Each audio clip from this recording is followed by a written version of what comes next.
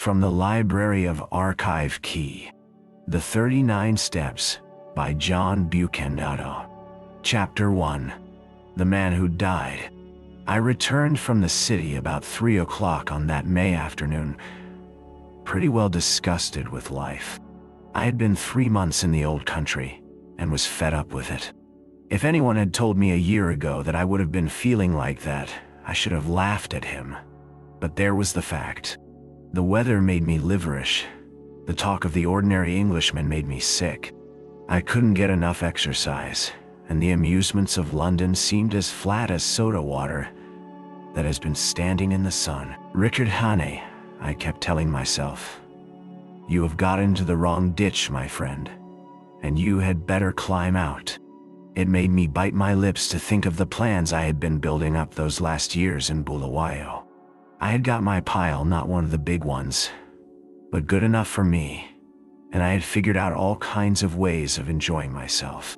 My father had brought me out from Scotland at the age of 6, and I had never been home since. So England was a sort of Arabian Nights to me, and I counted on stopping there for the rest of my days. But from the first, I was disappointed with it. In about a week, I was tired of seeing sights, and in less than a month, I had had enough of restaurants and theaters and race meetings. I had no real pal to go about with, which probably explains things. Plenty of people invited me to their houses, but they didn't seem much interested in me. They would fling me a question or two about South Africa, and then get on their own affairs. A lot of imperialist ladies asked me to tea to meet schoolmasters from New Zealand and editors from Vancouver, and that was the dismalest business of all. Here was I, 37 years old, sound in wind and limb, with enough money to have a good time, yawning my head off all day. I had just about settled to clear out and get back to the Veld, for I was the best bored man in the United Kingdom. That afternoon I had been worrying my brokers about investments to give my mind something to work on, and on my way home I turned into my club, rather a pothouse, which took in colonial members. I had a long drink and read the evening papers. They were full of the row in the Near East, and there was an article about Carolides, the Greek premier. I rather fancied the chap. From all accounts, he seemed the one big man in the show, and he played a straight game too, which was more than could be said for most of them. I gathered that they hated him pretty blackly in Berlin and Vienna, but that we were going to stick by him, and one paper said that he was the only barrier between Europe and Armageddon. I remember wondering if I could get a job in those parts. It struck me that Albania was the sort of place that might keep a man from yawning. About 6 o'clock I went home, dressed, dined at the Café Royal, and turned into a music hall. It was a silly show, all capering women and monkey-faced men, and I did not stay long. The night was fine and clear as I walked back to the flat I had hired near Portland Place. The crowd surged past me on the pavements, busy and chattering, and I envied the people for having something to do. These shop girls and clerks and dandies and policemen had some interest in life that kept them going. I gave half a crown to a beggar because I saw him yawn. He was a fellow sufferer. At Oxford Circus, I looked up into the spring sky, and I made a vow. I would give the old country another day to fit me into something. If nothing happened, I would take the next boat for the Cape. My flat was the first floor in a new block behind Langham Place. There was a common staircase, with a porter and a liftman at the entrance, but there was no restaurant or anything of that sort, and each flat was quite shut off from the others. I hate servants on the premises, so I had a fellow to look after me who came in by the day. He arrived before 8 o'clock every morning and used to depart at 7, for I never dined at home. I was just fitting my key into the door when I noticed a man at my elbow. I had not seen him approach, and the sudden appearance made me start. He was a slim man with a short brown beard and small gimlety blue eyes. I recognized him as the occupant of a flat on the top floor, with whom I had passed the time of day on the stairs. "Can I speak to you?" he said. "May I come in for a minute?" He was steadying his voice with an effort, and his hand was pawing my arm. I got my door open and motioned him in. No sooner was he over the threshold than he made a dash for my back room, where I used to smoke and write my letters. Then he bolted back. "Is the door locked?" he asked feverishly, and he fastened the chain with his own hand. "I'm very sorry," he said humbly. "It's a mighty liberty, but you looked the kind of man who would understand. I've had you in my mind all this week when things got troublesome. Say, will you do me a good turn?" "I'll listen to you," I said. "That's all I'll promise." I was getting worried by the antics of this nervous little chap. There was a tray of drinks on a table beside him, from which he filled himself a stiff whiskey and soda. He drank it off in 3 gulps, and cracked the glass as he set it down. "Pardon," he said. "I'm a bit rattled tonight. You see, I happen at this moment to be dead." I sat down in an armchair and lit my pipe. "What does it feel like?" I asked. I was pretty certain that I had to deal with a madman. A smile flickered over his drawn face. "I'm not mad yet. Say, sir, I've been watching you, and I reckon you're a cool customer. I reckon, too, you're an honest man, and not afraid of playing a bold hand. I'm going to confide in you. I need help worse than any man ever needed it, and I want to know if I can count you in." "Get on with your yarn," I said, "and I'll tell you." He seemed to brace himself for a great effort, and then started on the queerest rigmarole. I didn't get hold of it at first, and I had to stop and ask him questions. But here's the gist of it. He was an American from Kentucky, and after college, being pretty well off, he had started out to see the world. He wrote a bit, and acted as war correspondent for a Chicago paper, and spent a year or 2 in southeastern Europe. I gathered that he was a fine linguist, and had got to know pretty well the society in those parts. He spoke familiarly of many names that I remembered to have seen in the newspapers. He had played about with politics, he told me, at first for the interest of them, and then because he couldn't help himself. I read him as a sharp, restless fellow, who always wanted to get down to the roots of things. He got a little further down than he wanted. I am giving you what he told me as well as I could make it out. Away behind all the governments and the armies, there was a big subterranean movement going on, engineered by very dangerous people. He had come on it by accident. It fascinated him. He went further, and then he got caught. I gathered that most of the people in it were the sort of educated anarchists that make revolutions, but that beside them, there were financiers who were playing for money. A clever man can make big profits on a falling market, and it suited the book of both classes to set Europe by the ears. He told me some queer things that explained a lot that had puzzled me, things that happened in the Balkan War. How one state suddenly came out on top, why alliances were made and broken, why certain men disappeared, and where the sinews of war came from. The aim of the whole conspiracy was to get Russia and Germany at loggerheads. When I asked why, he said that the anarchist lot thought it would give them their chance. Everything would be in the melting pot, and they looked to see a new world emerge. The capitalists would rake in the shekels and make fortunes by buying up wreckage. Capital, he said, had no conscience and no fatherland. Besides, the Jew was behind it, and the Jew hated Russia worse than hell. "Do you wonder?" he cried. "For 300 years they have been persecuted, and this is the return match for the pogroms. The Jew is everywhere, but you have to go far down the back stairs to find him. Take any big Teutonic business concern. If you have dealings with it, the first man you meet is Prince von und Sue something, an elegant young man who talks Eton and Harrow English. But he cuts no ice. If your business is big, you get behind him and find a prognathous Westphalian with a retreating brow and the manners of a hog. He is the German businessman that gives your English papers the shakes. But if you're on the biggest kind of job and are bound to get to the real boss, 10 to 1 you are brought up against a little white-faced Jew in a bath chair with an eye like a rattlesnake. Yes, sir, He is the man who is ruling the world just now, and he has his knife in the empire of the Tsar, because his aunt was outraged and his father flogged in some one-horse location on the Volga. I see. I could not help saying that his Jew anarchists seem to have got left behind a little. Yes and no, he said. They won up to a point, but they struck a bigger thing than money. A thing that couldn't be bought. The old elemental fighting instincts of man. If you're going to be killed, you invent some kind of flag and country to fight for, and if you survive, you get to love the thing.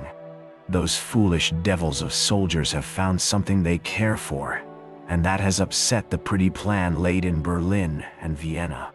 But my friends haven't played their last card by a long sight. They've gotten the ace up their sleeves, and unless I can keep alive for a month, they are going to play it and win.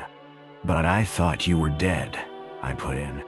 Mors janua vitae, he smiled. I recognized the quotation. It was about all the Latin I knew. I'm coming to that, but I've got to put you wise about a lot of things first. If you read your newspaper, I guess you know the name of Constantine Karolides? I sat up at that, for I had been reading about him that very afternoon. He is the man that has wrecked all their games. He is the one big brain in the whole show, and he happens also to be an honest man. Therefore, he has been marked down these 12 months past. I found that out, and not that it was difficult, for any fool could guess as much. But I found out the way they were going to get him, and that knowledge was deadly. That's why I have had to decease. He had another drink, and I mixed it for him myself, for I was getting interested in the beggar. They can't get him in his own land, for he has a bodyguard of Epirotes that would skin their grandmothers. But on the 15th day of June he is coming to this city. The British Foreign Office has taken to having international tea parties, and the biggest of them is due on that date. Now Karolides is reckoned the principal guest, and if my friends have their way, he will never return to his admiring countrymen. That's simple enough anyhow, I said. You can warn him and keep him at home? And play their game? He asked sharply. If he does not come, they win, for he's the only man that can straighten out the tangle. And if his government are warned, he won't come, for he does not know how big the stakes will be on June the 15th. What about the British government? I said. They're not going to let their guests be murdered. Tip them the wink, and they'll take extra precautions. No good. They might stuff your city with plainclothes detectives and double the police, and Constantine would still be a doomed man. My friends are not playing this game for candy. They want a big occasion for the taking off, with the eyes of all Europe on it. He'll be murdered by an Austrian, and there will be plenty of evidence to show the connivance of the big folk in Vienna and Berlin. It will all be an infernal lie, of course, but the case will look black enough to the world. I'm not talking hot air, my friend. I happen to know every detail of the hellish contrivance, and I can tell you it will be the most finished piece of blackguardism since the Borgias. But it's not going to come off if there's a certain man who knows the wheels of the business alive right here in London on the 15th day of June.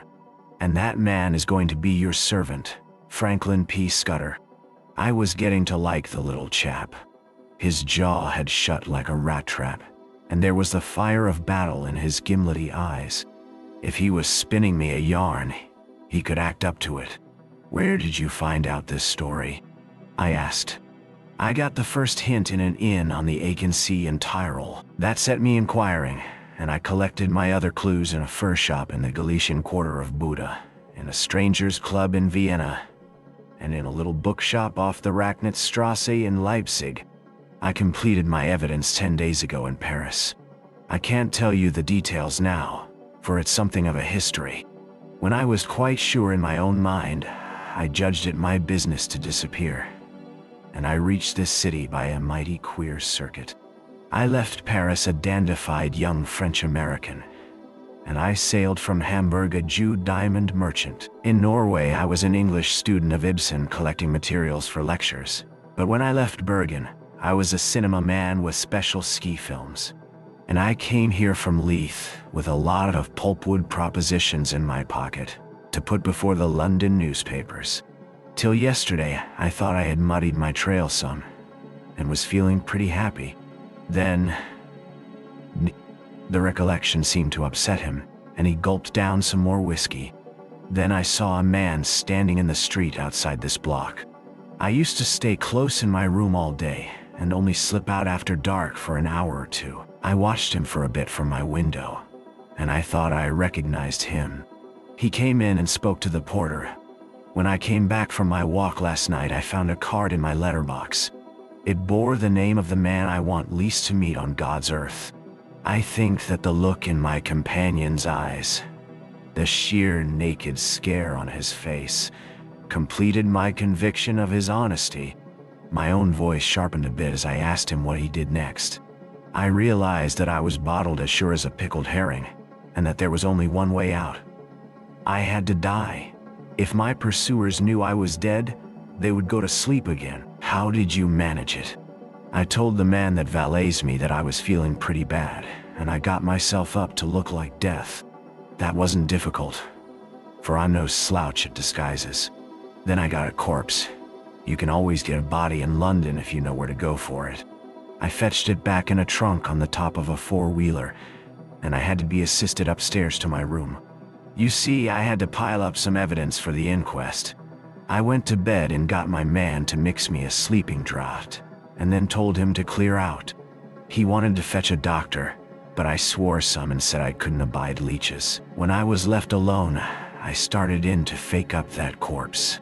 He was my size, and I judged had perished from too much alcohol, so I put some spirits handy about the place.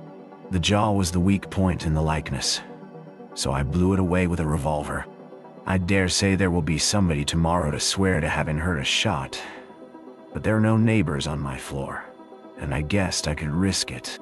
So I left the body in bed dressed up in my pajamas, with a revolver lying on the bedclothes, and a considerable mess around.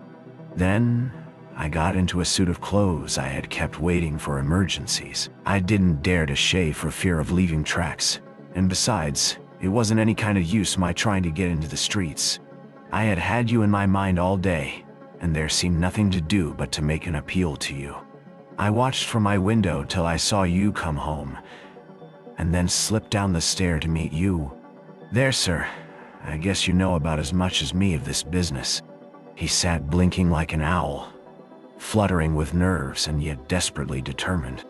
By this time I was pretty well convinced that he was going straight with me. It was the wildest sort of narrative, but I had heard in my time many steep tales which had turned out to be true, and I had made a practice of judging the man rather than the story. If he had wanted to get a location in my flat and then cut my throat, he would have pitched a milder yarn. "Hand me your key," I said, "and I'll take a look at the corpse. Excuse my caution, but I'm bound to verify a bit if I can." He shook his head mournfully. "I reckon you'd ask for that, but I haven't got it. It's on my chain on the dressing table. I had to leave it behind, for I couldn't leave any clues to breed suspicions. The gentry who are after me are pretty bright-eyed citizens. You'll have to take me on trust for the night, and tomorrow you'll get proof of the corpse business right enough." I thought for an instant or two. "Right. I'll trust you for the night. I'll lock you into this room and keep the key. Just one word, Mr. Scudder. I believe you're straight, but if so be you are not, I should warn you that I'm a handy man with a gun." "Sure," he said, jumping up with some briskness. "I haven't the privilege of your name, sir, but let me tell you that you're a white man. I'll thank you to lend me a razor." I took him into my bedroom and turned him loose. In half an hour's time, a figure came out that I scarcely recognized. Only his gimlety, hungry eyes were the same. He was shaved clean. His hair was parted in the middle, and he had cut his eyebrows. Further, he carried himself as if he had been drilled, and was the very model, even to the brown complexion, of some British officer who had had a long spell in India. He had a monocle too, which he stuck in his eye, and every trace of the American had gone out of his speech. "My hat!" Mr. Scudder, I stammered. Not Mr. Scudder, he corrected. Captain Theophilus Digby of the 40th Gurkhas, presently home on leave. I'll thank you to remember that, sir. I made him up a bed in my smoking room and sought my own couch, more cheerful than I had been for the past month. Things did happen occasionally, even in this God-forgotten metropolis. I woke next morning to hear my man Paddock making the deuce of a row at the smoking room door. Paddock was a fellow I had done a good turn to out on the Salakwi, and I had inspanned him as my servant as soon as I got to England. He had about as much gift of the gab as a hippopotamus, and was not a great hand at valeting, but I knew I could count on his loyalty. Stop that row, Paddock, I said. There's a friend of mine, Captain. I couldn't remember the name. Dossing down in there. Get breakfast for two and then come and speak to me. I told Paddock a fine story about how my friend was a great swell, with his nerves pretty bad from overwork, who wanted absolute rest and stillness. Nobody had got to know he was here, or he would be besieged by communications from the India office, and the Prime Minister and his cure would be ruined. I am bound to say Scudder played up splendidly when he came to breakfast. He fixed Paddock with his eyeglass, just like a British officer, asked him about the Boer War, and slung out at me a lot of stuff about imaginary pals. Paddock couldn't learn to call me sir, but he sirred Scudder as if his life depended on it. I left him with the newspaper and a box of cigars, and went down to the city till luncheon. When I got back, the liftman had an important face. "Nasty business here this morning, sir. Gent in number 15 been and shot hisself. They've just took him to the mortuary. The police are up there now." I ascended to number 15 and found a couple of bobbies and an inspector busy making an examination. I asked a few idiotic questions, and they soon kicked me out. Then I found the man that had valeted Scudder and pumped him, but I could see he suspected nothing. He was a whining fellow with a churchyard face, and half a crown went far to console him. I attended the inquest next day. A partner of some publishing firm gave evidence that the deceased had brought him wood pulp propositions, and had been, he believed, an agent of an American business. The jury found it a case of suicide while of unsound mind, and the few effects were handed over to the American consul to deal with. I gave Scudder a full account of the affair, and it interested him greatly. He said he wished he could have attended the inquest, for he reckoned it would be about as spicy as to read one's own obituary notice. The first 2 days he stayed with me in that back room, he was very peaceful. He read and smoked a bit, and made a heap of jottings in a notebook, and every night we had a game of chess, at which he beat me hollow.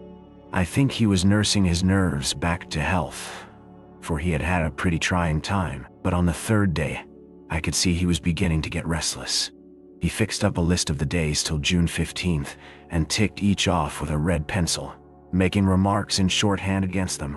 I would find him sunk in a brown study, with his sharp eyes abstracted, and after those spells of meditation, he was apt to be very despondent.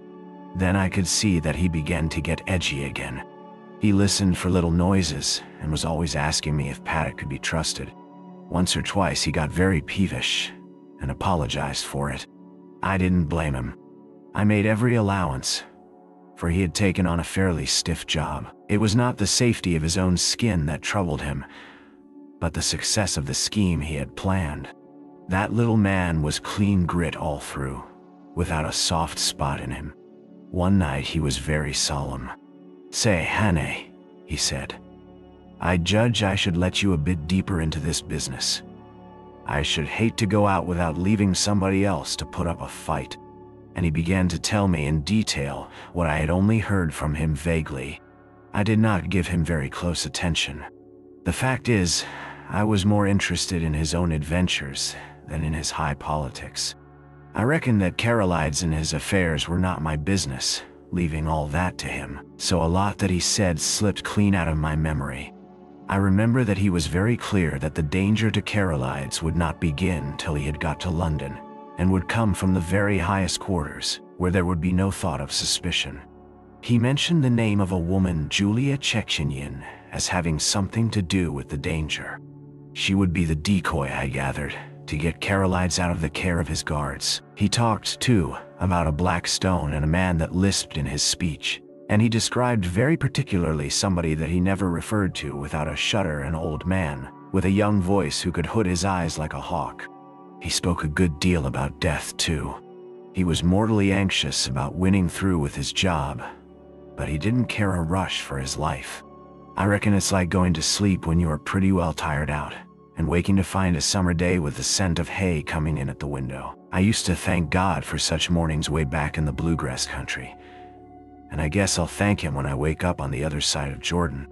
Next day he was much more cheerful, and read the life of Stonewall Jackson much of the time. I went out to dinner with a mining engineer I had got to see on business, and came back about 10:30 in time for our game of chess before turning in. I had a cigar in my mouth, I remember, as I pushed open the smoking room door. The lights were not lit, which struck me as odd. I wondered if Scudder had turned in already. I snapped the switch, but there was nobody there. Then I saw something in the far corner which made me drop my cigar and fall into a cold sweat. My guest was lying sprawled on his back. There was a long knife through his heart which skewered him to the floor. Chapter 2. The milkman sets out on his travels. I sat down in an armchair and felt very sick. That lasted for maybe 5 minutes, and was succeeded by a fit of the horrors. The poor staring white face on the floor was more than I could bear, and I managed to get a tablecloth and cover it. Then I staggered to a cupboard, found the brandy and swallowed several mouthfuls. I had seen men die violently before. Indeed, I had killed a few myself in the Matabele War, but this cold-blooded indoor business was different. Still, I managed to pull myself together. I looked at my watch and saw that it was 10:30. An idea seized me, and I went over the flat with a small tooth comb. There was nobody there, nor any trace of anybody, but I shuttered and bolted all the windows and put the chain on the door. By this time, my wits were coming back to me and I could think again. It took me about an hour to figure the thing out, and I did not hurry, for, unless the murderer came back, I had till about 6 o'clock in the morning for my cogitations. I was in the soup, that was pretty clear. Any shadow of a doubt I might have had about the truth of Scudder's tale was now gone. The proof of it was lying under the tablecloth. The men who knew that he knew what he knew had found him, and had taken the best way to make certain of his silence. Yes, but he had been in my rooms 4 days, and his enemies must have reckoned that he had confided in me. So I would be the next to go. It might be that very night, or next day, or the day after. But my number was up all right. Then suddenly I thought of another probability. Supposing I went out now and called in the police, or went to bed and let Paddock find the body and call them in the morning.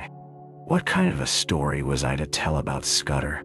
I had lied to Paddock about him, and the whole thing looked desperately fishy. If I made a clean breast of it and told the police everything he had told me, they would simply laugh at me. The odds were 1,000 to 1 that I would be charged with the murder, and the circumstantial evidence was strong enough to hang me. Few people knew me in England. I had no real pal who could come forward and swear to my character. Perhaps that was what those secret enemies were playing for. They were clever enough for anything, and an English prison was as good a way of getting rid of me till after June 15th as a knife in my chest. Besides, if I told the whole story, and by any miracle was believed, I would be playing their game. Carolides would stay at home, which was what they wanted. Somehow or other, the sight of Scudder's dead face had made me a passionate believer in his scheme. He was gone, but he had taken me into his confidence, and I was pretty well bound to carry on his work. You may think this ridiculous for a man in danger of his life, but that was the way I looked at it. I am an ordinary sort of fellow, not braver than other people. But I hate to see a good man down, and that long knife would not be the end of Scudder if I could play the game in his place. It took me an hour or two to think this out, and by that time, I had come to a decision. I must vanish somehow, and keep vanished till the end of the second week in June? Then I must somehow find a way to get in touch with the government people and tell them what Scudder had told me. I wished to heaven he had told me more, and that I had listened more carefully to the little he had told me. I knew nothing but the barest facts. There was a big risk that even if I weathered the other dangers, I would not be believed in the end. I must take my chance of that, and hope that something might happen which would confirm my tale in the eyes of the government. My first job was to keep going for the next 3 weeks. It was now the 24th day of May, and that meant 20 days of hiding before I could venture to approach the powers that be. I reckoned that 2 sets of people would be looking for Scudder's enemies to put me out of existence, and the police who would want me for Scudder's murder. It was going to be a giddy hunt, and it was queer how the prospect comforted me. I had been slack so long that almost any chance of activity was welcome. When I had to sit alone with that corpse and wait on fortune, I was no better than a crushed worm. But if my next safety was to hang on my own wits, I was prepared to be cheerful about it. My next thought was whether Scudder had any papers about him to give me a better clue to the business. I drew back the tablecloth and searched his pockets, for I had no longer any shrinking from the body. The face was wonderfully calm for a man who had been struck down in a moment. There was nothing in the breast pocket, and only a few loose coins and a cigar holder in the waistcoat. The trousers held a little penknife and some silver, and the side pocket of his jacket contained an old crocodile skin cigar case. There was no sign of the little black book in which I had seen him making notes. That had no doubt been taken by his murderer. But as I looked up from my task, I saw that some drawers had been pulled out in the writing table. Scudder would never have left them in that state, for he was the tidiest of mortals. Someone must have been searching for something, perhaps for the pocketbook. I went round the flat and found that everything had been ransacked, the inside of books, drawers, cupboards, boxes, even the pockets of the clothes in my wardrobe, and the sideboard in the dining room. There was no trace of the book. Most likely the enemy had found it, but they had not found it on Scudder's body. Then I got out an atlas and looked at a big map of the British Isles. My notion was to get off to some wild district where my Veldcraft would be of some use to me, for I would be like a trapped rat in a city.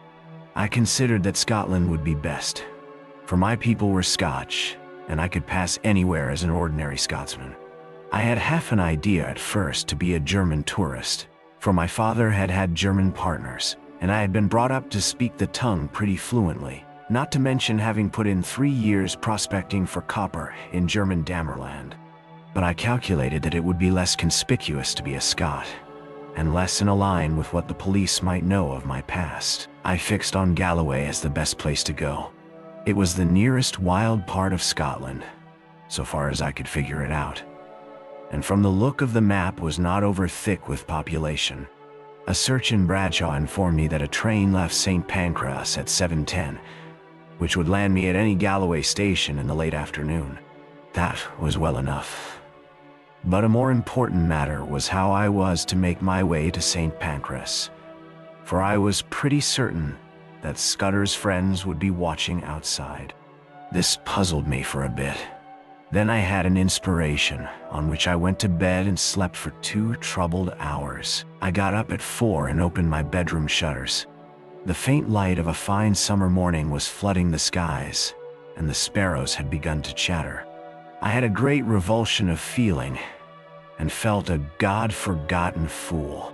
My inclination was to let things slide, and trust to the British police taking a reasonable view of my case.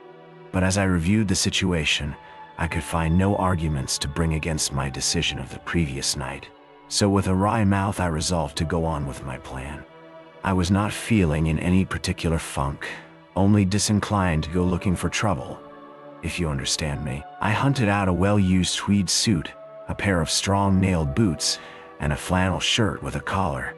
Into my pockets I stuffed a spare shirt, a cloth cap, some handkerchiefs, and a toothbrush. I had drawn a good sum in gold from the bank 2 days before, in case Scudder should want money. and I took 50 pounds of it in sovereigns in a belt which I had brought back from Rhodesia. That was about all I wanted. Then I had a bath and cut my mustache, which was long and drooping, into a short stubbly fringe. Now came the next step. Paddock used to arrive punctually at 7:30 and let himself in with a latchkey, but about 20 minutes to 7, as I knew from bitter experience, the milkman turned up with a great clatter of cans and deposited my share outside my door. I had seen that milkman sometimes when I had gone out for an early ride. He was a young man about my own height, with an ill-nourished mustache, and he wore a white overall. On him, I staked all my chances. I went into the darkened smoking room, where the rays of morning light were beginning to creep through the shutters. There I breakfasted off a whiskey and soda and some biscuits from the cupboard. By this time, it was getting on for 6 o'clock. I put a pipe in my pocket and filled my pouch from the tobacco jar on the table by the fireplace. As I poked into the tobacco, my fingers touched something hard, and I drew out Scudder's little black pocketbook. That seemed to me a good omen.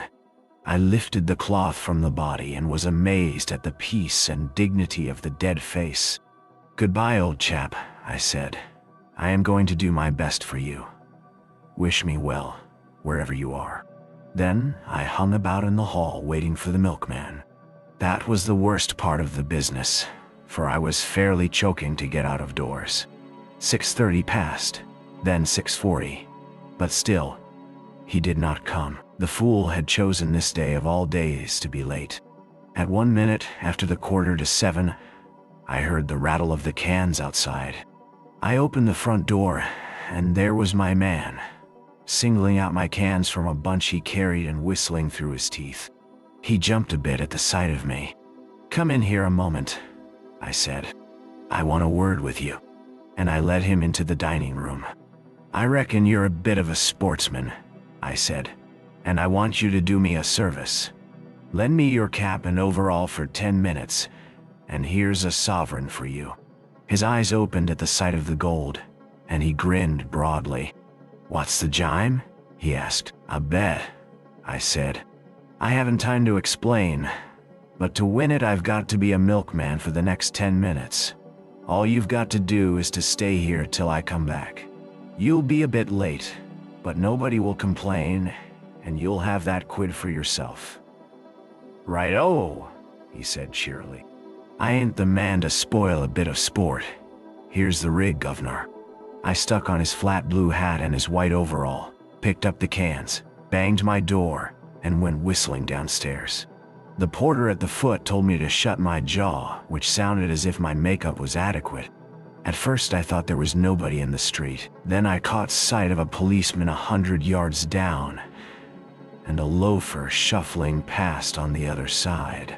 Some impulse made me raise my eyes to the house opposite, and there at a first-floor window was a face.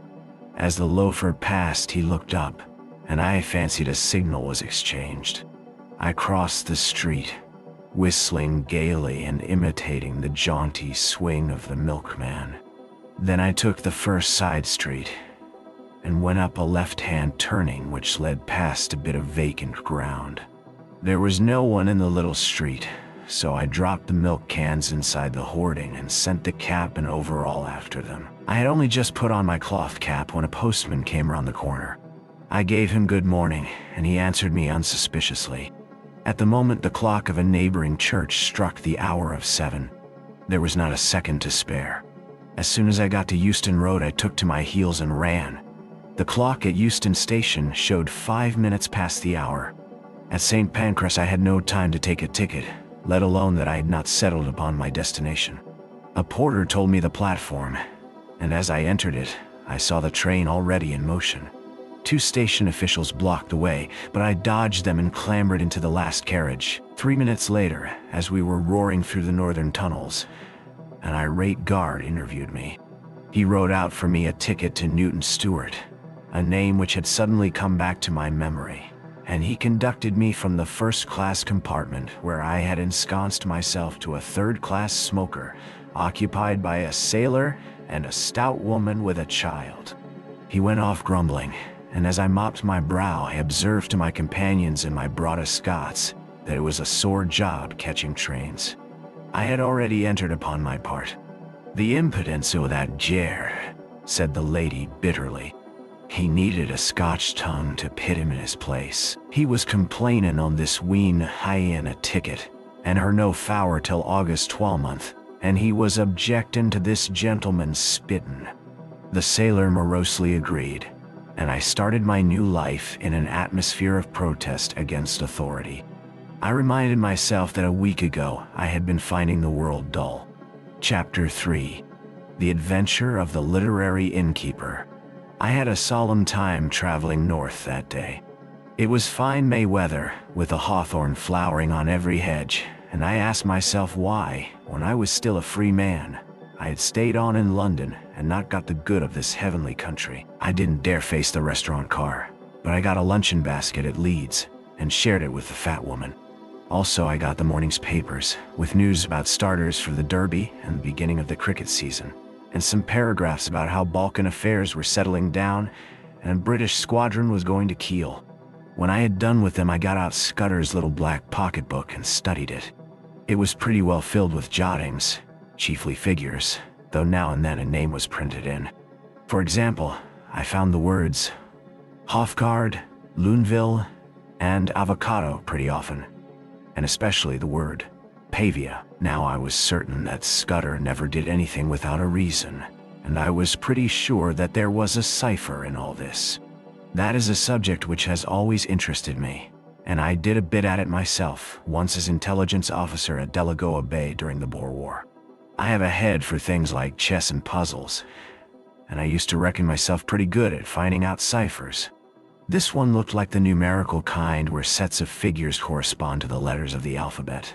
But any fairly shrewd man can find the clue to that sort after an hour or two's work, and I didn't think Scudder would have been content with anything so easy. So I fastened on the printed words, for you can make a pretty good numerical cipher if you have a key word which gives you the sequence of the letters. I tried for hours, but none of the words answered.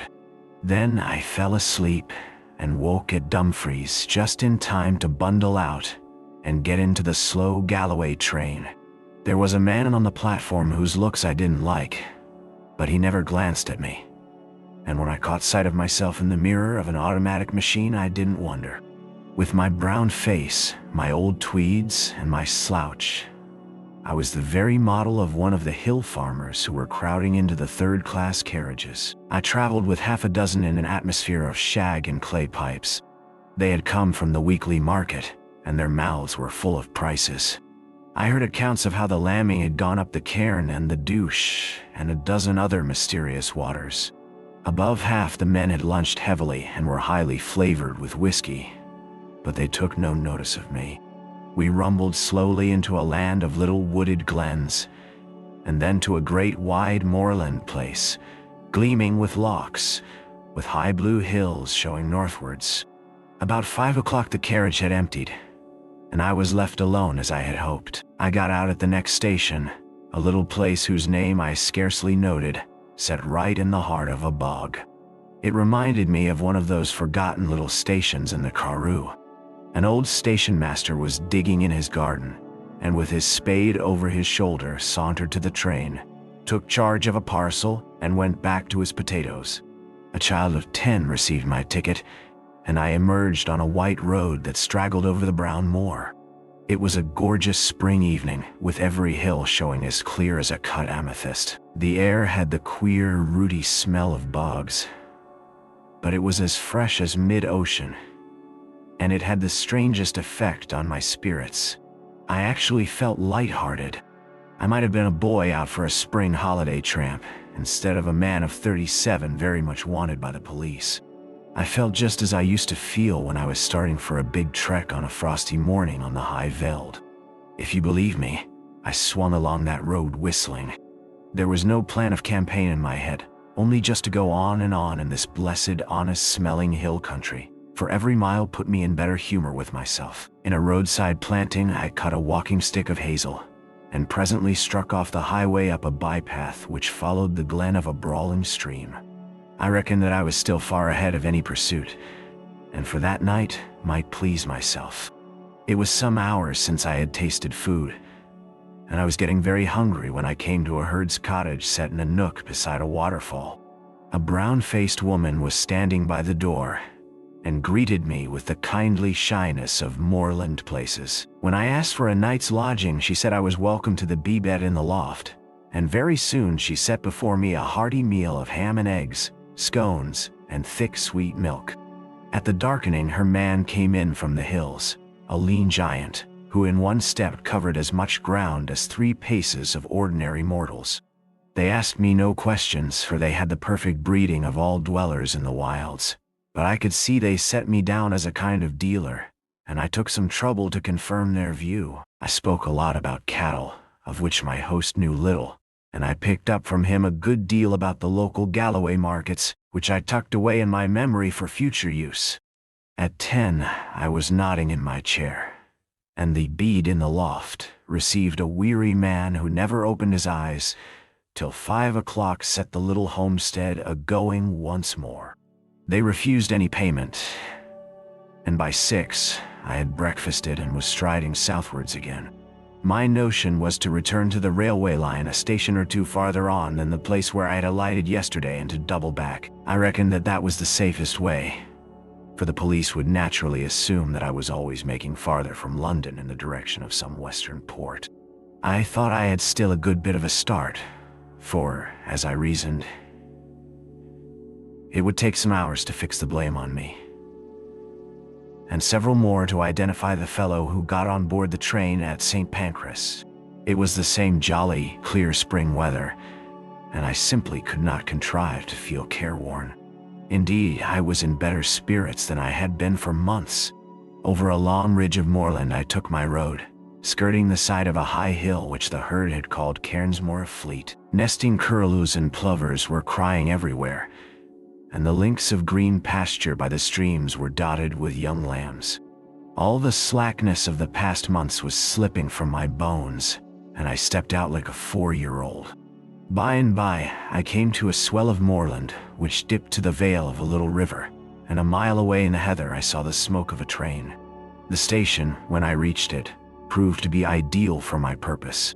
The moor surged up around it, and left room only for the single line, the slender siding, a waiting room, an office, the station master's cottage, and a tiny yard of gooseberries and sweet william. There seemed no road to it from anywhere, and to increase the desolation the waves of a tarn lapped on their gray granite beach half a mile away. I waited in the deep heather till I saw the smoke of an east-going train on the horizon. Then I approached the tiny booking office and took a ticket for Dumfries. The only occupants of the carriage were an old shepherd and his dog, a wally brute that I mistrusted. The man was asleep, and on the cushions beside him was that morning's Scotsman. Eagerly I seized on it, for I fancied it would tell me something. There were 2 columns about the Portland Place murder, as it was called. My man Paddock had given the alarm and had the milkmen arrested. Poor devil. It looked as if the latter had earned his sovereign hardly. But for me, he had been cheap at the price, for he seemed to have occupied the police for the better part of the day.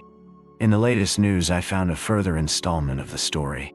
The milkmen had been released, I read, and the true criminal, about whose identity the police were reticent, was believed to have got away from London by one of the northern lines. There was a short note about me as the owner of the flat. I guess the police had stuck that in as a clumsy contrivance to persuade me that I was unsuspected. There was nothing else in the paper, nothing about foreign politics or Carolides, or the things that had interested Scudder. I laid it down and found that we were approaching the station at which I had got out yesterday. The potato-digging station master had been gingered up into some activity, for the west-going train was waiting to let us pass, and from it had descended 3 men who were asking him questions. I supposed that they were the local police who had been stirred up by Scotland Yard and had traced me as far as this one-horse siding. Sitting well back in the shadow, I watched them carefully. One of them had a book and took down notes. The old potato digger seemed to have turned peevish, but the child who had collected my ticket was talking volubly. All the party looked out across the moor where the white road departed. I hoped they were going to take up my tracks there. As we moved away from that station, my companion woke up. He fixed me with a wandering glance, kicked his dog viciously, and inquired where he was. Clearly, he was very drunk. "That's what comes on being a teetotaler," he observed in bitter regret. I expressed my surprise that in him I should have met a blue-ribbon stalwart. But I'm a strong teetotaler," he said pugnaciously. "I took the pledge last Martinmas, and I havena touched a drop of whiskey since, not even at Hogmanay, though I was sair tempted." He swung his heels up on the seat and burrowed a frowsy head into the cushions. "And that's all I get," he moaned. "I hide better than hellfire, and to ain look in different ways for the Sabbath." "What did it?" I asked. "A drink, they cab brandy. Being a teetotaler, I keep it off the whiskey, but I was nipping a day at this brandy, and I doubt I'll no be weel for a fortnight." His voice died away into a splutter, and sleep once more laid its heavy hand on him. My plan had been to get out at some station down the line, but the train suddenly gave me a better chance, for it came to a standstill at the end of a culvert which spanned a brawling porter-colored river. I looked out and saw that every carriage window was closed, and no human figure appeared in the landscape. So I opened the door and dropped quickly into the tangle of hazels which edged the line. It would have been all right, but for that infernal dog. Under the impression that I was decamping with its master's belongings, it started to bark and all but got me by the trousers. This woke up the herd, who stood bawling at the carriage door in the belief that I had committed suicide. I crawled through the thicket, reached the edge of the stream, and in cover of the bushes, put 100 yards or so behind me. Then from my shelter I peered back, and saw the guard and several passengers gathered round the open carriage door, and staring in my direction. I could not have made a more public departure if I had left with a bugler and a brass band. Happily, the drunken herd provided a diversion. He and his dog, which was attached by a rope to his waist, suddenly cascaded out of the carriage, landed on their heads on the track, and rolled some way down the bank towards the water. In the rescue which followed, the dog bit somebody, for I could hear the sound of hard swearing. Presently they had forgotten me, and when after a quarter of a mile's crawl I ventured to look back, the train had started again and was vanishing in the cutting. I was in a wide semicircle of moorland, with the brown river as radius, and the high hills forming the northern circumference. There was not a sign or sound of a human being, only the plashing water and the interminable crying of curlews. Yet, oddly enough, for the first time I felt the terror of the hunted on me. It was not the police that I thought of, but the other folk, who knew that I knew Scudder's secret and dared not let me live. I was certain that they would pursue me with a keenness and vigilance unknown to the British law, and that once their grip closed on me, I should find no mercy. I looked back, but there was nothing in the landscape. The sun glinted on the metals of the line and the wet stones in the stream, and you could not have found a more peaceful sight in the world. Nevertheless, I started to run.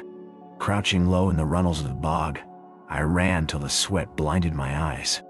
The mood did not leave me till I had reached the rim of mountain, and flung myself panting on a ridge high above the young waters of the Brown River.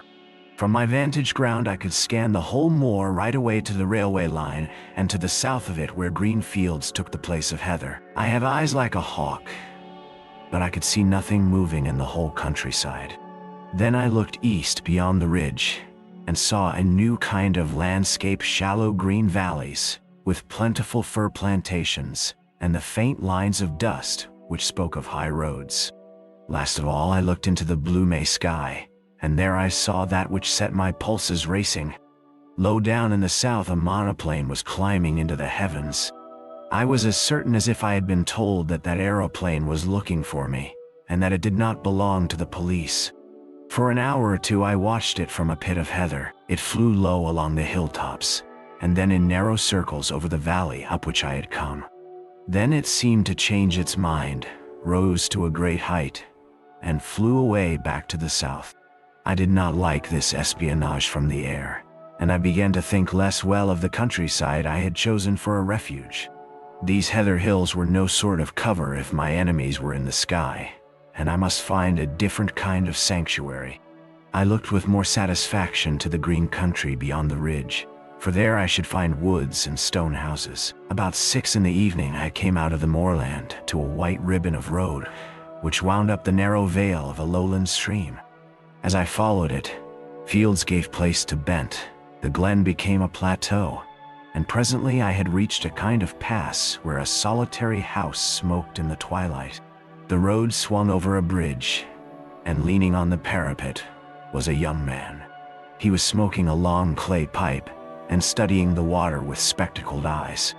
In his left hand was a small book with a finger marking the place. Slowly he repeated, "Us when a griffin through the wilderness with winged step, o'er hill and moory dale, pursues the Arimaspian." He jumped round as my step rung on the keystone, and I saw a pleasant sunburned boyish face. "Good evening to you," he said gravely. "It's a fine night for the road." The smell of peat smoke and of some savory roast floated to me from the house. "Is that place an inn?" I asked. "At your service," he said politely.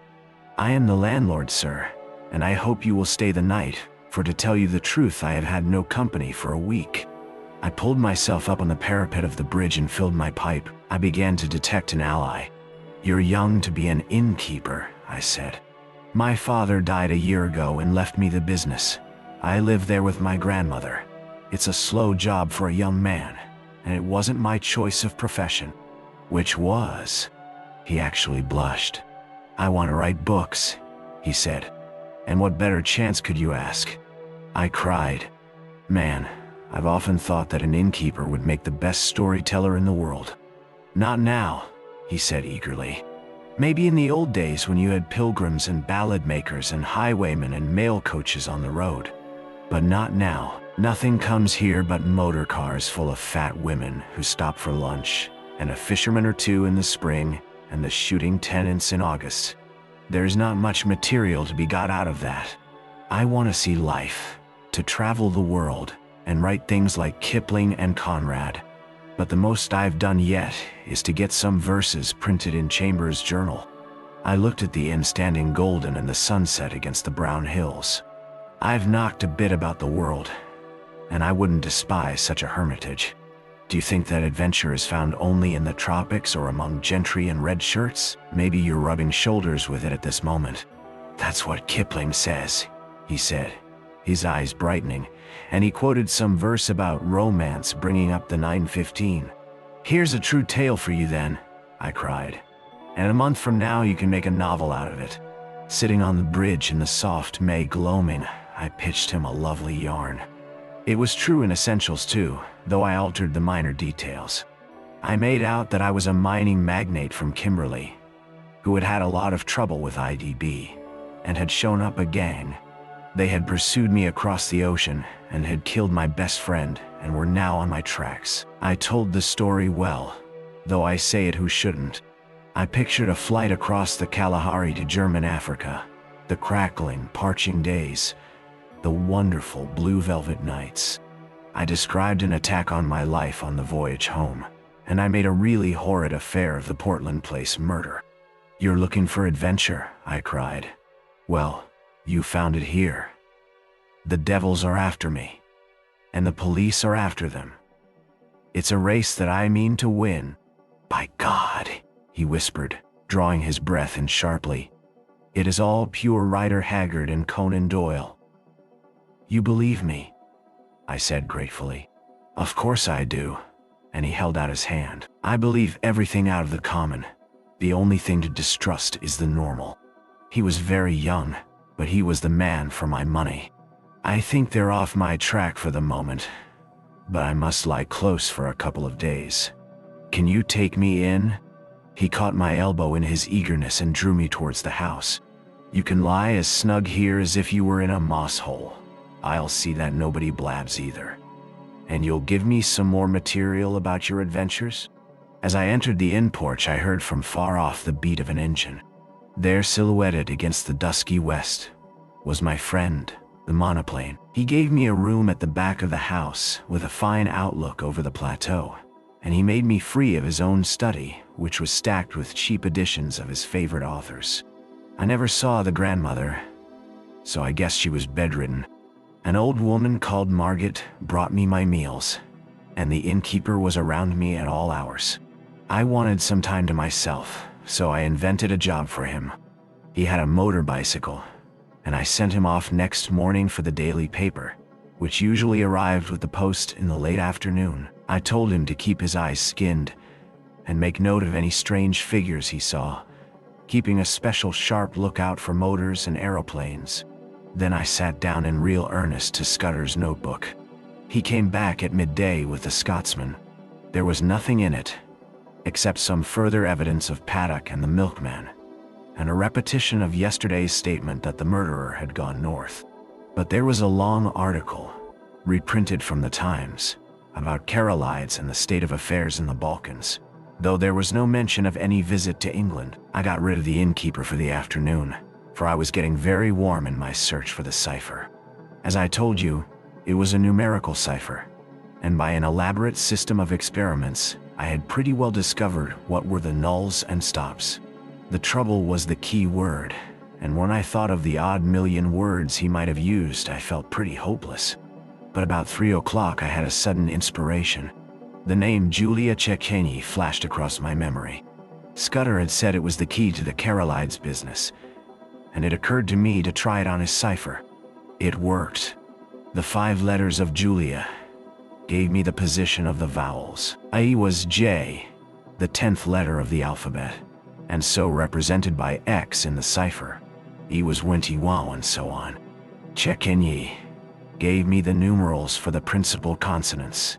I scribbled that scheme on a bit of paper and sat down to read Scudder's pages. In half an hour I was reading with a whitish face and fingers that drummed on the table. I glanced out of the window and saw a big touring car coming up the glen towards the inn. It drew up at the door, and there was the sound of people alighting. There seemed to be 2 of them. Men in aquascutums and tweed caps. 10 minutes later the innkeeper slipped into the room, his eyes bright with excitement. "There's 2 chaps below looking for you," he whispered. "They're in the dining room having whiskeys and sodas. They asked about you and said they had hoped to meet you here." "Oh, and they described you jolly well down to your boots and shirt." "I told them you had been here last night and had gone off on a motor bicycle this morning, and one of the chaps swore like a navvy. I made him tell me what they looked like. One was a dark-eyed, thin fellow with bushy eyebrows. The other was always smiling and lisped in his talk. Neither was any kind of foreigner. On this my young friend was positive. I took a bit of paper and wrote these words in German, as if they were part of a letter. Blackstone. Scudder had got onto this, but he could not act for a fortnight. I doubt if I can do any good now, especially as Carolides is uncertain about his plans. But if Mr. T advises, I will do the best. I manufactured it rather neatly, so that it looked like a loose page of a private letter. Take this down and say it was found in my bedroom, and ask them to return it to me if they overtake me. 3 minutes later I heard the car begin to move, and peeping from behind the curtain caught sight of the 2 figures. One was slim, the other was sleek. That was the most I could make of my reconnaissance. The innkeeper appeared in great excitement. "Your paper woke them up," he said gleefully. The dark fellow went as white as death and cursed like blazes, and the fat one whistled and looked ugly. They paid for their drinks with half a sovereign and wouldn't wait for change. "Now I'll tell you what I want you to do," I said. "Get on your bicycle and go off to Newton Stewart to the chief constable. Describe the 2 men and say you suspect them of having had something to do with the London murder. You can invent reasons. The 2 will come back, never fear. Not tonight, for they'll follow me 40 miles along the road, but first thing tomorrow morning. Tell the police to be here bright and early." He set off like a docile child while I worked at Scudder's notes. When he came back we dined together, and in common decency I had to let him pump me. I gave him a lot of stuff about lion hunts and the Matabele War, thinking all the while what tame businesses these were compared to this I was now engaged in. When he went to bed, I sat up and finished Scudder. I smoked in a chair till daylight, for I could not sleep. About 8 next morning, I witnessed the arrival of 2 constables and a sergeant. They put their car in a coach house under the innkeeper's instructions and entered the house. 20 minutes later, I saw from my window a second car come across the plateau from the opposite direction. It did not come up to the inn, but stopped 200 yards off in the shelter of a patch of wood. I noticed that its occupants carefully reversed it before leaving it. A minute or 2 later, I heard their steps on the gravel outside the window. My plan had been to lie hid in my bedroom and see what happened. I had a notion that if I could bring the police and my other more dangerous pursuers together, something might work out of it to my advantage. But now I had a better idea. I scribbled a line of thanks to my host, opened the window, and dropped quietly into a gooseberry bush. Unobserved, I crossed the dike, crawled down the side of a tributary burn, and won the high road on the far side of the patch of trees. There stood the car, very spick and span in the morning sunlight, but with the dust on her which told of a long journey. I started her, jumped into the chauffeur's seat, and stole gently out onto the plateau. Almost at once the road dipped so that I lost sight of the inn, but the wind seemed to bring me the sound of angry voices. Chapter 4. The Adventure of the Radical Candidate. You may picture me driving that 40 HP car, for all she was worth, over the crisp moor roads on that shiny May morning, glancing back at first over my shoulder and looking anxiously to the next turning, then driving with a vague eye, just wide enough awake to keep on the highway, for I was thinking desperately of what I had found in Scudder's pocketbook. The little man had told me a pack of lies. All his yarns about the Balkans and the Jew anarchists and the Foreign Office Conference were eyewash, and so was Carolitis. And yet not quite, as you shall hear. I had staked everything on my belief in his story, and had been let down. Here was his book telling me a different tale, and instead of being once bitten, twice shy, I believed it absolutely. Why, I don't know. It rang desperately true, and the first yarn, if you understand me, had been in a queer way true also in spirit. The 15th day of June was going to be a day of destiny, a bigger destiny than the killing of a doggo. It was so big that I didn't blame Scudder for keeping me out of the game and wanting to play a lone hand. That, I was pretty clear, was his intention. He had told me something which sounded big enough, but the real thing was so immortally big that he, the man who had found it out, wanted it all for himself. I didn't blame him. It was risks, after all, that he was chiefly greedy about. The whole story was in the notion with gaps, you understand, which he would have filled up from his memory. He stuck down his authorities too, and had an odd trick of giving them all a numerical value, and then striking a balance, which stood for the reliability of each stage in the yarn. The 4 names he had printed were authorities, and there was a man, Ducrosny, who got 5 out of a possible 5, and another fellow, Amersfoort, who got 3. The bare bones of the tale were all that was in the book, these, and one queer phrase which occurred half a dozen times inside brackets. 39 steps was the phrase, and at its last time of use it ran, 39 steps, I counted Femel high tide 10:17 p.m. I could make nothing of that. The first thing I learned was that it was no question of preventing a war. That was coming, as sure as Christmas, had been arranged, said Scudder, ever since February 1912. Carolides was going to be the occasion. He was booked all right, and was to hand in his checks on June 14th, 2 weeks and 4 days from that May morning. I gathered from Scudder's notes that nothing on earth could prevent that. His talk of a pirate oak guards that would skin their own grandmothers was all billy-o. The second thing was that this war was going to come as a mighty surprise to Britain. Carolides' death would set the Balkans by the ears, and then Vienna would chip in with an ultimatum. Russia wouldn't like that. and there would be high words. But Berlin would play the peacemaker and pour oil on the waters, till suddenly she would find a good cause for a quarrel, pick it up, and in 5 hours, let fly at us. That was the idea, and a pretty good one too. Honey and fair speeches, and then a stroke in the dark. While we were talking about the goodwill and good intentions of Germany, our coast would be silently ringed with mines, and submarines would be waiting for every battleship. But all this depended upon the third thing, which was due to happen on June 15th. I would never have grasped this if I hadn't once happened to meet a French staff officer, coming back from West Africa, who had told me a lot of things. One was that, in spite of all the nonsense talked in Parliament, there was a real working alliance between France and Britain, and that the two general staffs met every now and then, and made plans for joint action in case of war. Well, in June a very great swell was coming over from Paris, and he was going to get nothing less than a statement of the disposition of the British Home Fleet on mobilization. At least I gathered it was something like that. Anyhow, it was something uncommonly important. But on the 15th day of June, there were to be others in London. Others, at whom I could only guess. Scudder was content to call them collectively the Black Stone. They represented not our allies, but our deadly foes, and the information destined for France was to be diverted to their pockets.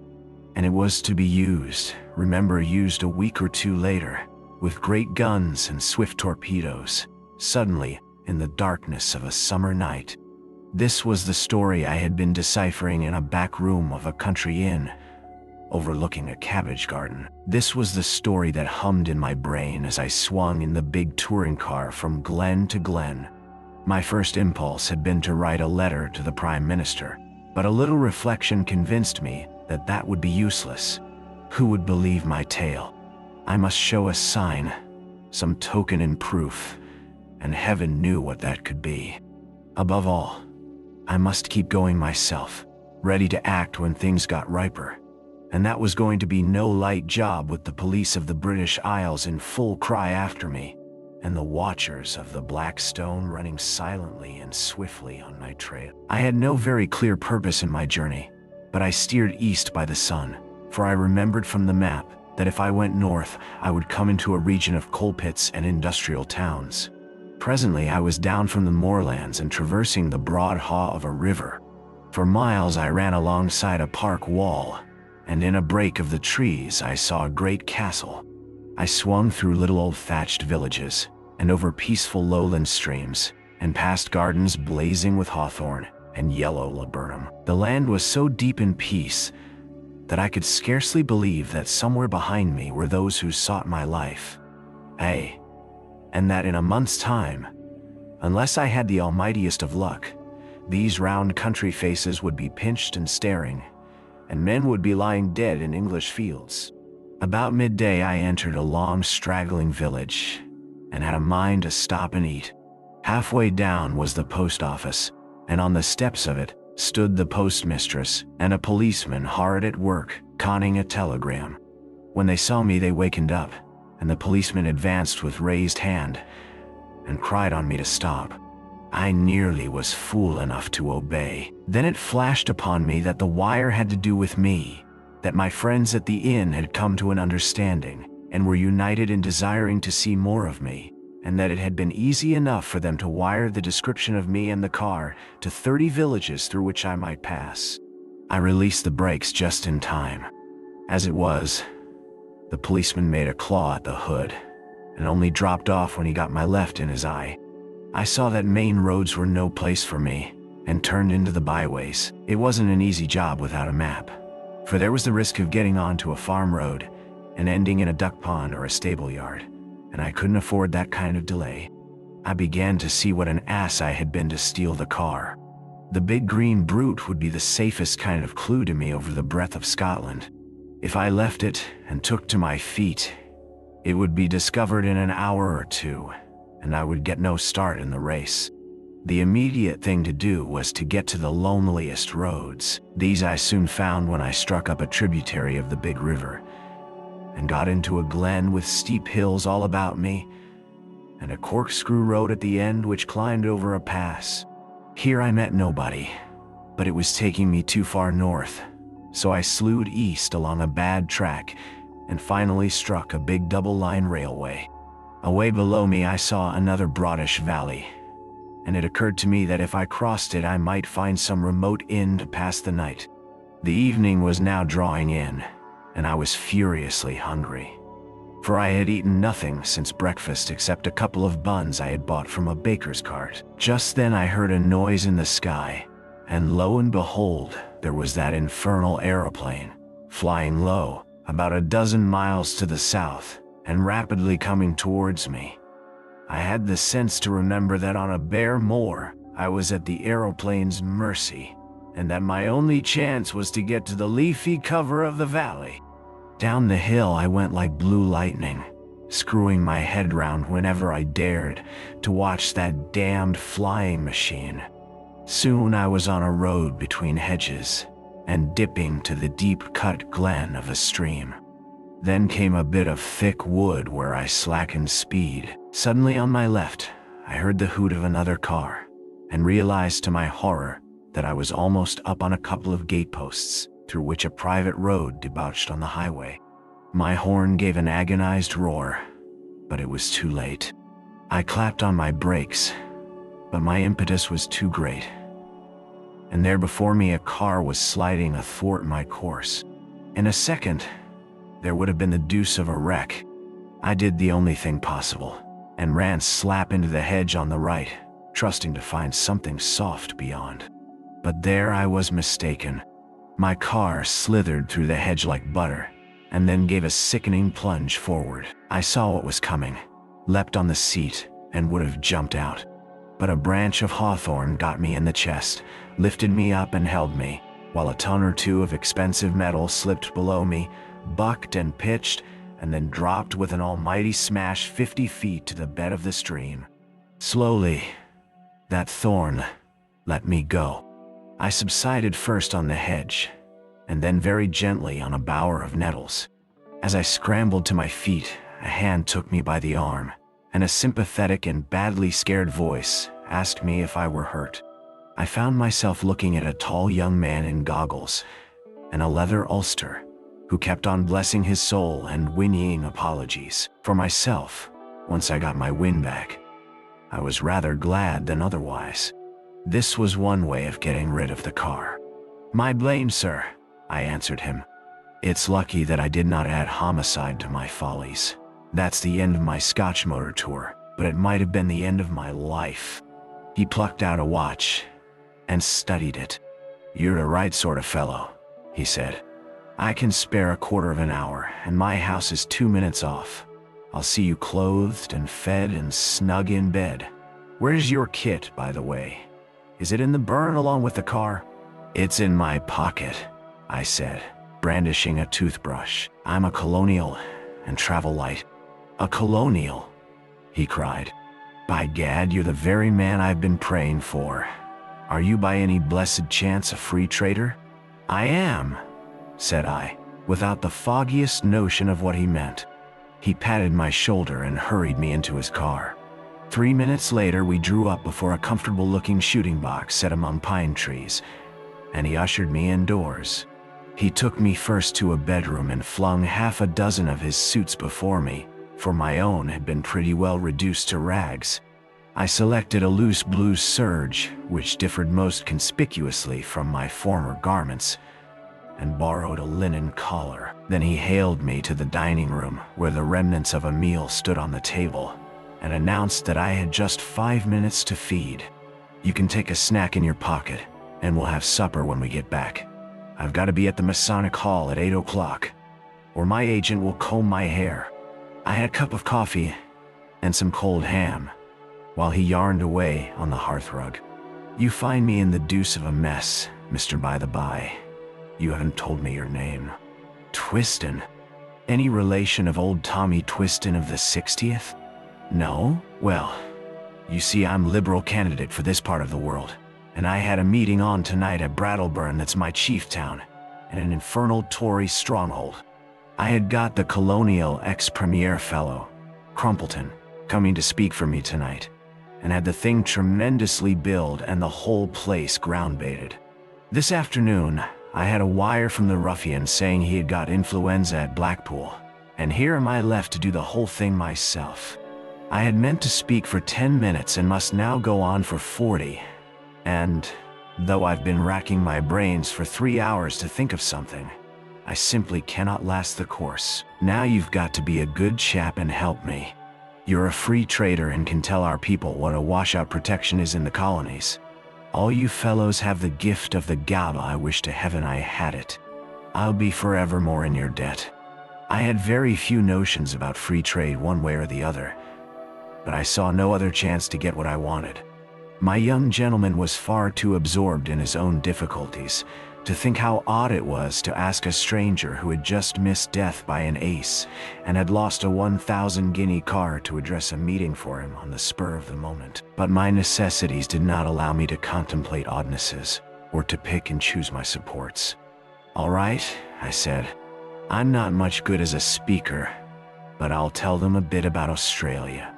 At my words, the cares of the ages slipped from his shoulders, and he was rapturous in his thanks. He lent me a big driving coatee and never troubled to ask why I had started on a motor tour without possessing an ulster, and as we slipped down the dusty roads, poured into my ears the simple facts of his history. He was an orphan, and his uncle had brought him up. I've forgotten the uncle's name, but he was in the cabinet, and you can read his speeches in the papers. He had gone round the world after leaving Cambridge, and then, being short of a job, his uncle had advised politics. I gathered that he had no preference in parties. "Good chaps in both," he said cheerfully. "And plenty of blighters too. I'm liberal, because my family have always been Whigs." But if he was lukewarm politically, he had strong views on other things. He found out I knew a bit about horses, and jawed away about the Derby entries. And he was full of plans for improving his shooting. Altogether, a very clean, decent, callow young man. As we passed through a little town, 2 policemen signaled us to stop and flashed their lanterns on us. "Beg pardon, Sir Harry," said one. "We've got instructions to look out for a car, and the description's no unlike yours." "Right-o," said my host, while I thanked Providence for the devious ways I had been brought to safety. After that he spoke no more, for his mind began to labor heavily with his coming speech. His lips kept muttering, his eye wandered, and I began to prepare myself for a second catastrophe. I tried to think of something to say myself, but my mind was dry as a stone.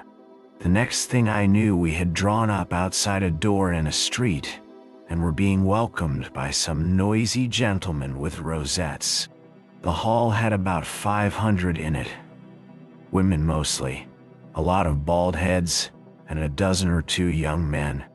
The chairman, a Weasley minister with a reddish nose, lamented Crumpleton's absence, soliloquized on his influenza, and gave me a certificate as a trusted leader of Australian thought. There were 2 policemen at the door, and I hoped they took note of that testimonial. Then, Sir Harry started. I never heard anything like it. He didn't begin to know how to talk. He had about a bushel of notes from which he read, and when he let go of them, he fell into one prolonged stutter. Every now and then he remembered a phrase he had learned by heart, straightened his back, and gave it off like Henry Irving. And the next moment he was bent double and crooning over his papers. It was the most appalling rot, too. He talked about the German menace, and said it was all a Tory invention to cheat the poor of their rights and keep back the great flood of social reform. But that organized labor realized this and laughed the Tories to scorn. He was all for reducing our navy as a proof of our good faith, and then sending Germany an ultimatum telling her to do the same, or we would knock her into a cocked hat.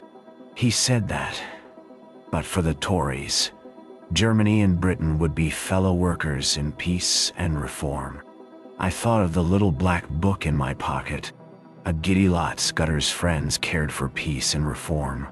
Yet, In a queer way, I liked the speech. You could see the niceness of the chap shining out behind the muck with which he had been spoon-fed.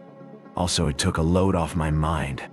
I mightn't be much of an orator, but I was 1,000% better than Sir Harry. I didn't get on so badly when it came to my turn. I simply told them all I could remember about Australia, praying there should be no Australian there, all about its Labour Party and immigration and universal service. I doubt if I remembered to mention free trade, but I said there were no Tories in Australia, only Labour and Liberals. That fetched a cheer, and I woke them up a bit when I started in to tell them the kind of glorious business I thought could be made out of the empire if we really put our backs into it. Altogether, I fancy I was rather a success. The minister didn't like me though, and when he proposed a vote of thanks, spoke of Sir Harry's speech as statesmanlike and mine as having the eloquence of an emigration agent. When we were in the car again, my host was in wild spirits at having got his job over. "A ripping speech, Twisden," he said. "Now, you're coming home with me. I'm all alone, and if you'll stop a day or two, I'll show you some very decent fishing." We had a hot supper, and I wanted it pretty badly, and then drank grog in a big cheery smoking room with a crackling wood fire. I thought the time had come for me to put my cards on the table. I saw by this man's eye that he was the kind you can trust. "Listen, Sir Harry," I said. "I've something pretty important to say to you. You're a good fellow, and I'm going to be frank. Where on earth did you get that poisonous rubbish you talked tonight?" His face fell. "Was it as bad as that?" he asked ruefully. "It did sound rather thin. I got most of it out of the Progressive magazine and pamphlets that agent chap of mine keeps sending me. But you surely don't think Germany would ever go to war with us? Ask that question in 6 weeks, and it won't need an answer," I said. "If you'll give me your attention for half an hour, I'm going to tell you a story. I can see yet that bright room with the deer's heads and the old prints on the walls. Sir Harry standing restlessly on the stone curb of the hearth, and myself lying back in an armchair, speaking. I seemed to be another person, standing aside and listening to my own voice, and judging carefully the reliability of my tale. It was the first time I had ever told anyone the exact truth, so far as I understood it, and it did me no end of good, for it straightened out the thing in my own mind. I blinked no detail. He heard all about Scudder, and the milkmen, and the notebook, and my doings in Galloway. Presently he got very excited and walked up and down the hearthrug. "So you see," I concluded, "you have got here in your house the man that is wanted for the Portland Place murder. Your duty is to send your car for the police and give me up. I don't think I'll get very far. There'll be an accident, and I'll have a knife in my ribs an hour or so after arrest. Nevertheless, it's your duty, as a law-abiding citizen. Perhaps in a month's time you'll be sorry, but you have no cause to think of that." He was looking at me with bright, steady eyes. "What was your job in Rhodesia, Mr. Hannay?" he asked. "Mining engineer," I said. "I've made my pile cleanly, and I've had a good time in the making of it. Not a profession that weakens the nerves, is it?" I laughed. "Oh, as to that, my nerves are good enough." I took down a hunting knife from a stand on the wall, and did the old Mashona trick of tossing it and catching it in my lips. "That wants a pretty steady heart." He watched me with a smile. "I don't want proof. I may be an ass on the platform, but I can size up a man. You're no murderer, and you're no fool. And I believe you are speaking the truth. I'm going to back you up. Now, what can I do? First, I want you to write a letter to your uncle. I've got to get in touch with the government people sometime before the 15th of June. He pulled his mustache. That won't help you. This is Foreign Office business, and my uncle would have nothing to do with it. Besides, you'd never convince him. No, I'll go one better. I'll write to the permanent secretary at the Foreign Office. He's my godfather, and one of the best going. What do you want? He sat down at a table and wrote to my dictation. The gist of it was that if a man called Twisden, I thought I had better stick to that name, turned up before June 15th, he was to treat him kindly, He said Twiston would prove his bona fides by passing the word Black Stone and whistling Annie Laurie. Good, said Sir Harry.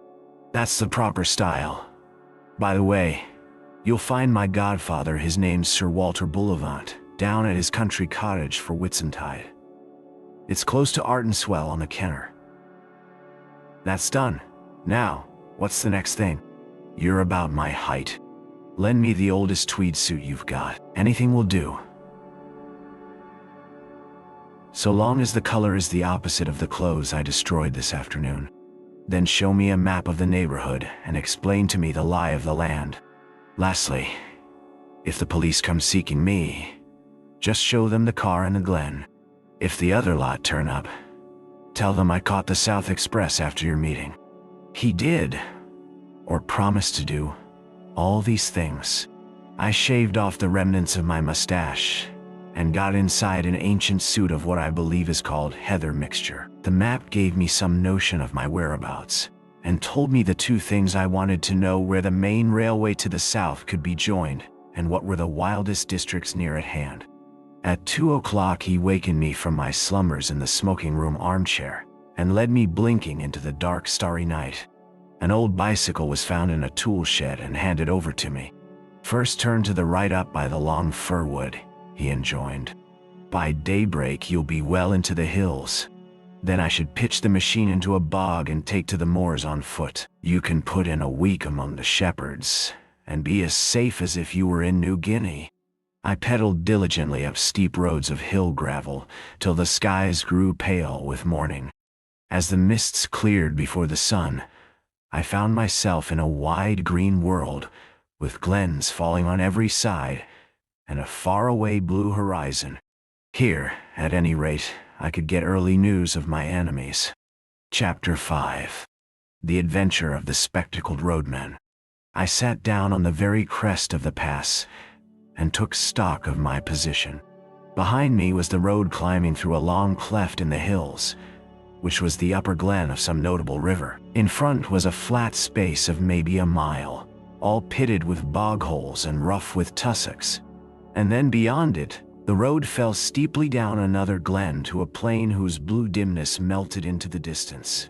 To left and right were round-shouldered green hills as smooth as pancakes, but to the south, that is, the left hand, there was a glimpse of high heathery mountains, which I remembered from the map as the big knot of hill which I had chosen for my sanctuary.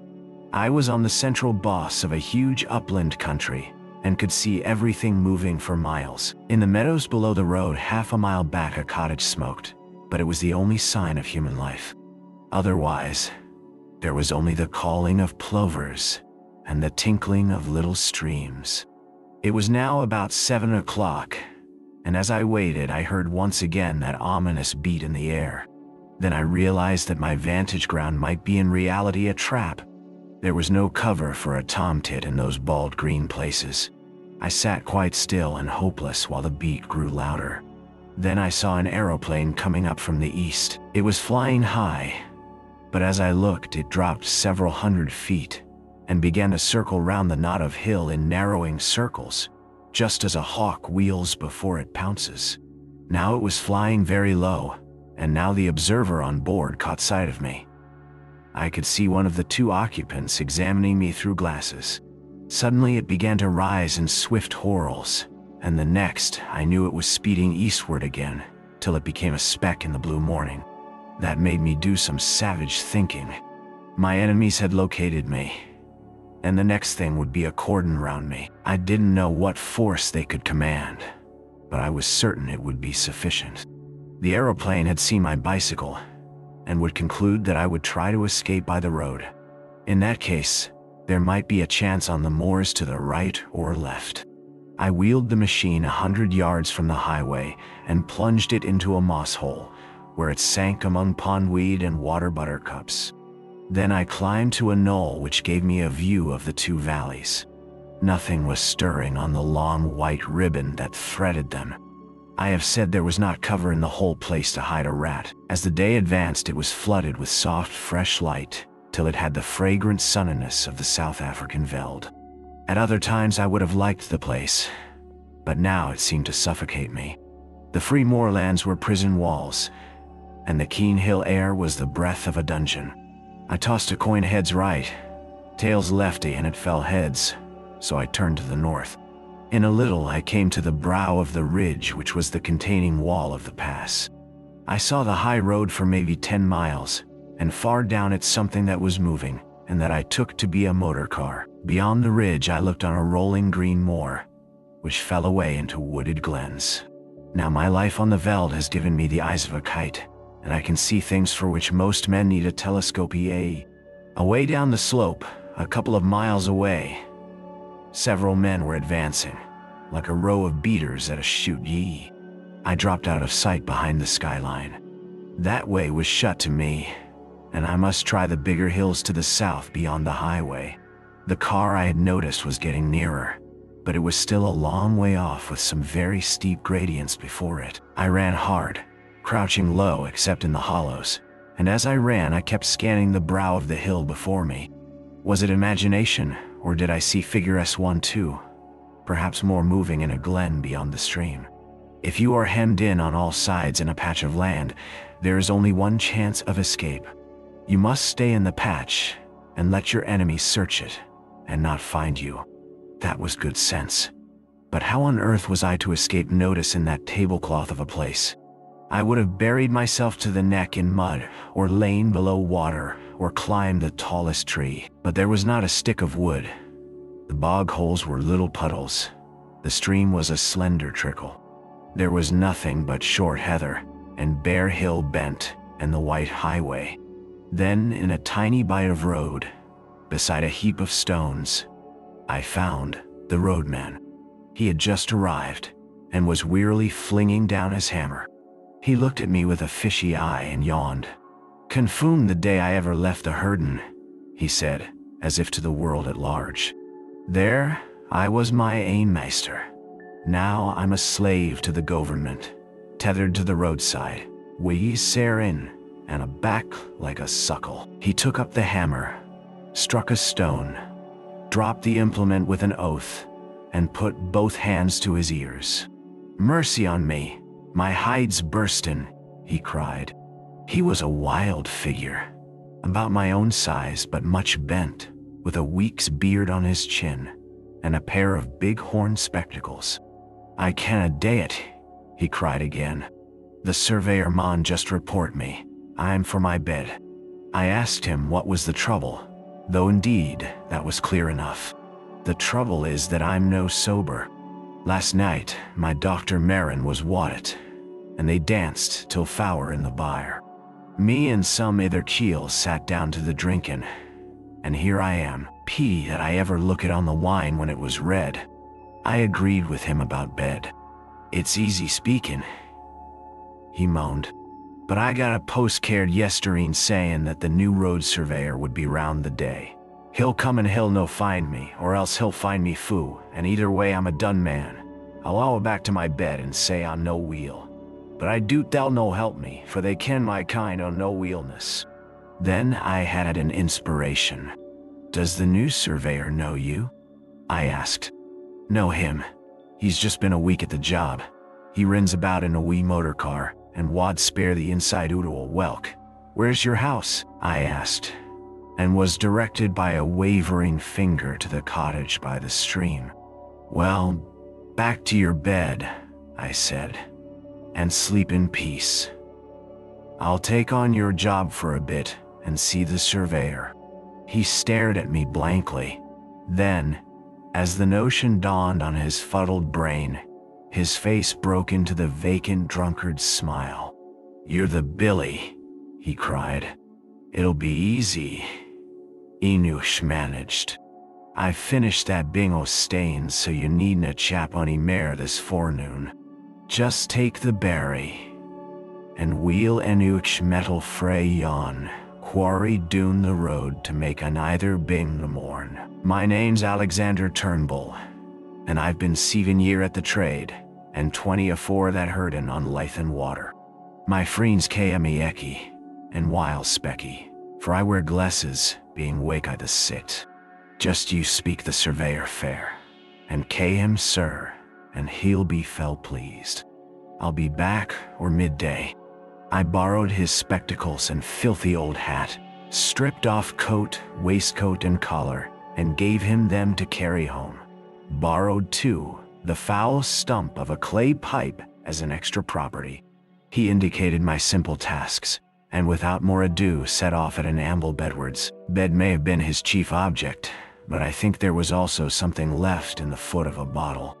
I prayed that he might be safe under cover before my friends arrived on the scene.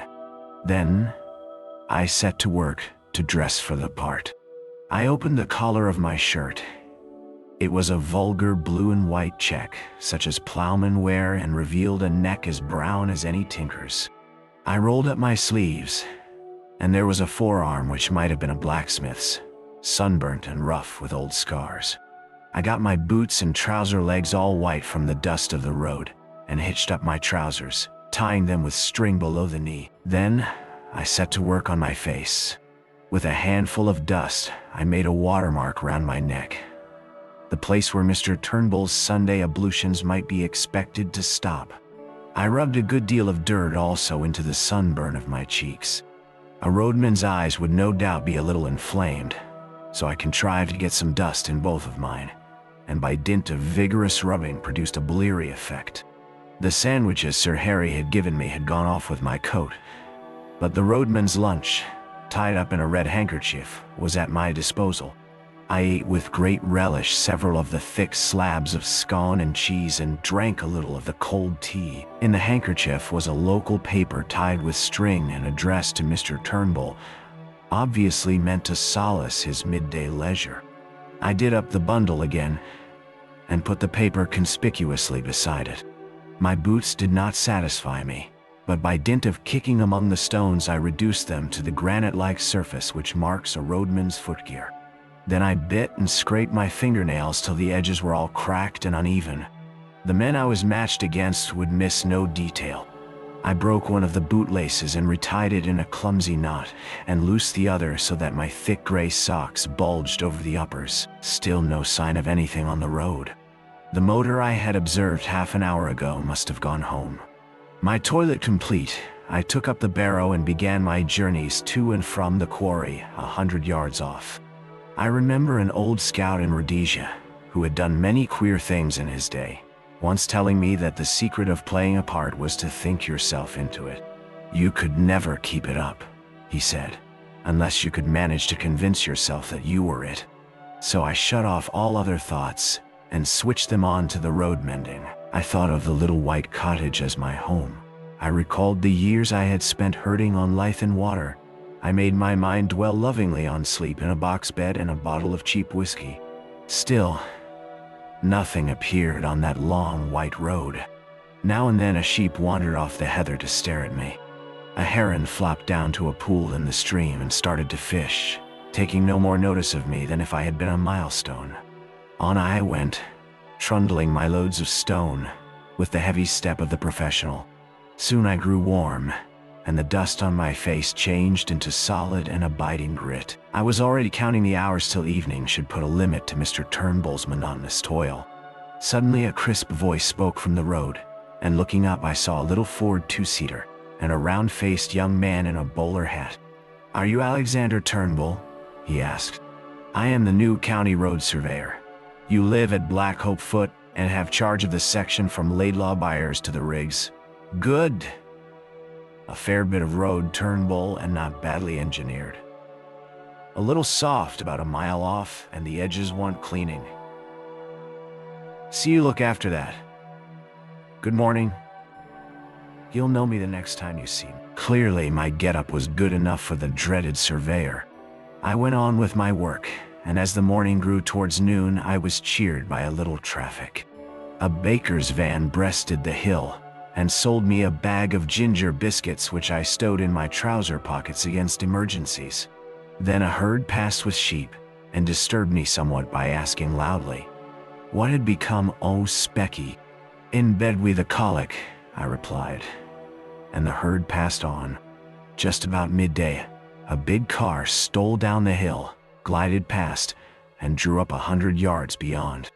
Its 3 occupants descended as if to stretch their legs and sauntered towards me. 2 of the men I had seen before from the window of the Galloway Inn, one lean, sharp, and dark, the other comfortable and smiling. The third had the look of a countryman, a vet, perhaps, or a small farmer. He was dressed in ill-cut knickerbockers, and the eye in his head was as bright and wary as a hen's. "Morning," said the last. "That's a fine easy job o' yours."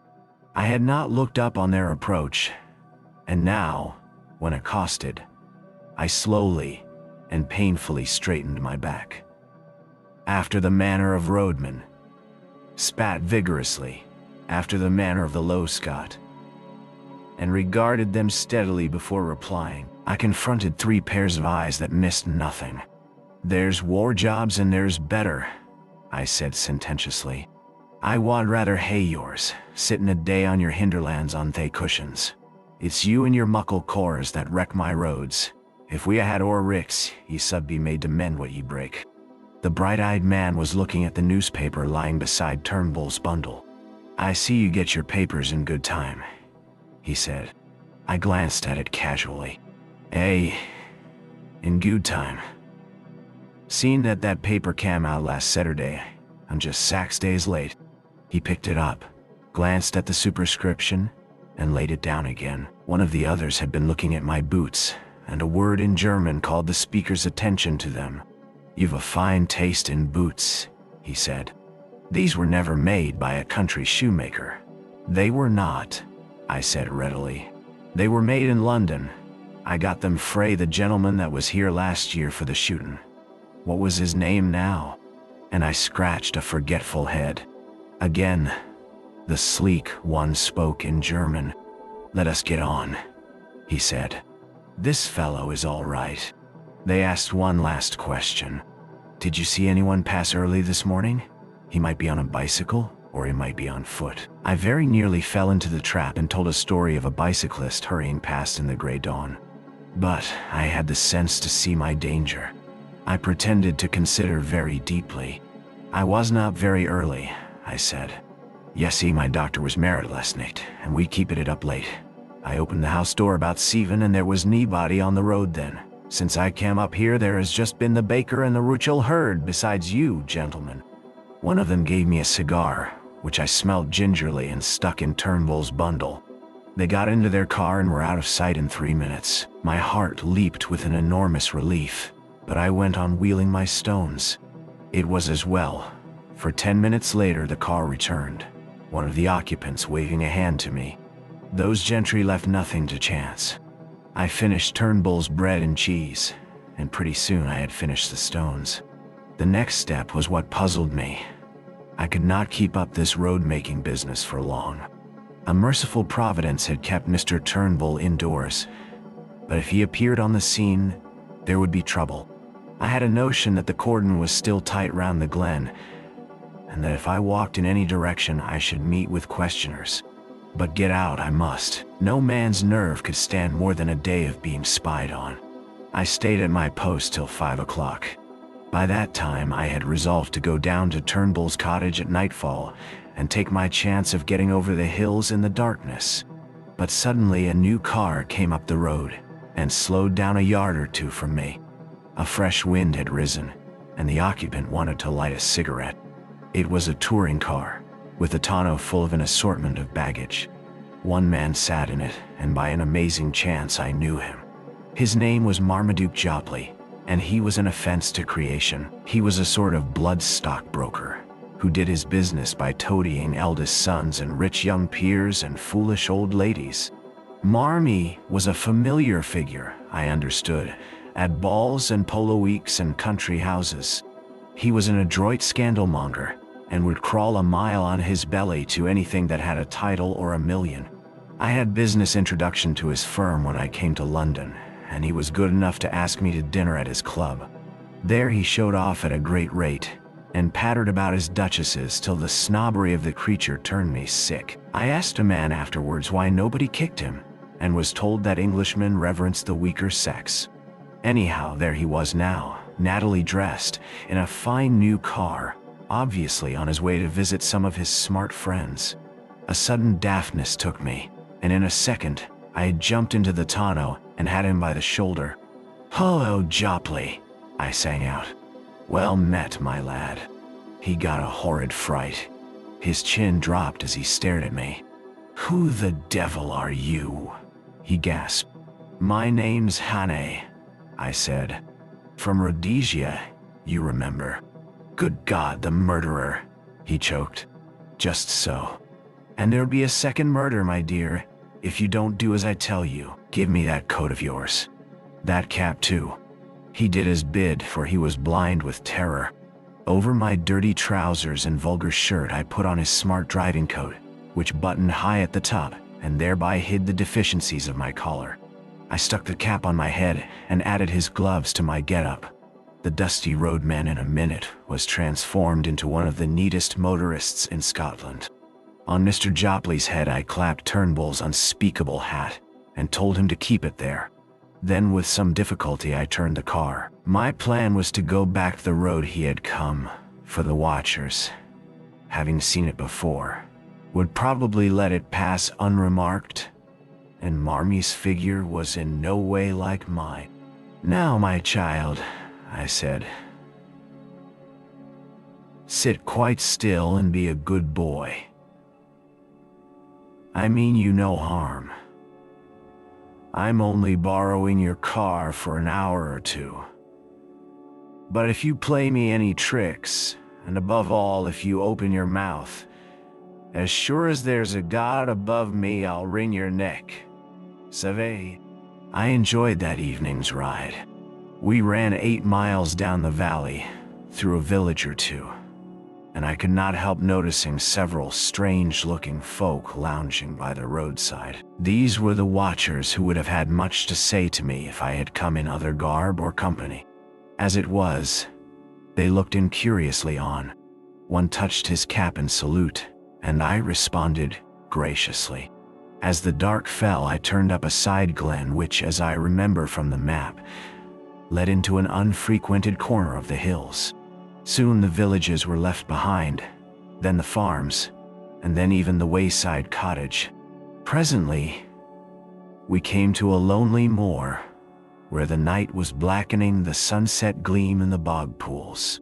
Here we stopped, and I obligingly reversed the car and restored to Mr. Jopley his belongings. "1,000 thanks," I said. "There's more use in you than I thought. Now be off and find the police." As I sat on the hillside, watching the taillight dwindle, I reflected on the various kinds of crime I had now sampled. Contrary to general belief, I was not a murderer, but I had become an unholy liar, a shameless impostor, and a highwayman with a marked taste for expensive motor cars. Chapter 6. The Adventure of the Bald Archaeologist. I spent the night on a shelf of the hillside, in the lee of a boulder where the heather grew long and soft. It was a cold business, for I had neither coat nor waistcoat. These were in Mr. Turnbull's keeping, as was Scudder's little book, my watch, and, worst of all, my pipe and tobacco pouch. Only my money accompanied me in my belt, and about half a pound of ginger biscuits in my trousers pocket. I supped off half those biscuits, and by worming myself deep into the heather, got some kind of warmth. My spirits had risen, and I was beginning to enjoy this crazy game of hide and seek. So far I had been miraculously lucky. The milkman, the literary innkeeper, Sir Harry, the roadman, and the idiotic Marmee were all pieces of undeserved good fortune. Somehow the first success gave me a feeling that I was going to pull the thing through. My chief trouble was that I was desperately hungry. When a Jew shoots himself in the city and there is an inquest, the newspapers usually report that the deceased was well-nourished. I remember thinking that they would not call me well-nourished if I broke my neck in a bog hole. I lay and tortured myself, for the ginger biscuits merely emphasized the aching void with the memory of all the good food I had thought so little of in London. There were Paddock's crisp sausages and fragrant shavings of bacon, and shapely poached eggs. How often I had turned up my nose at them. There were the cutlets they did at the club, and a particular ham that stood on the cold table, for which my soul lusted. My thoughts hovered over all varieties of mortal edible, and finally settled on a porterhouse steak and a quart of bitter with a Welsh rabbit to follow. In longing hopelessly for these dainties, I fell asleep. I woke very cold and stiff about an hour after dawn.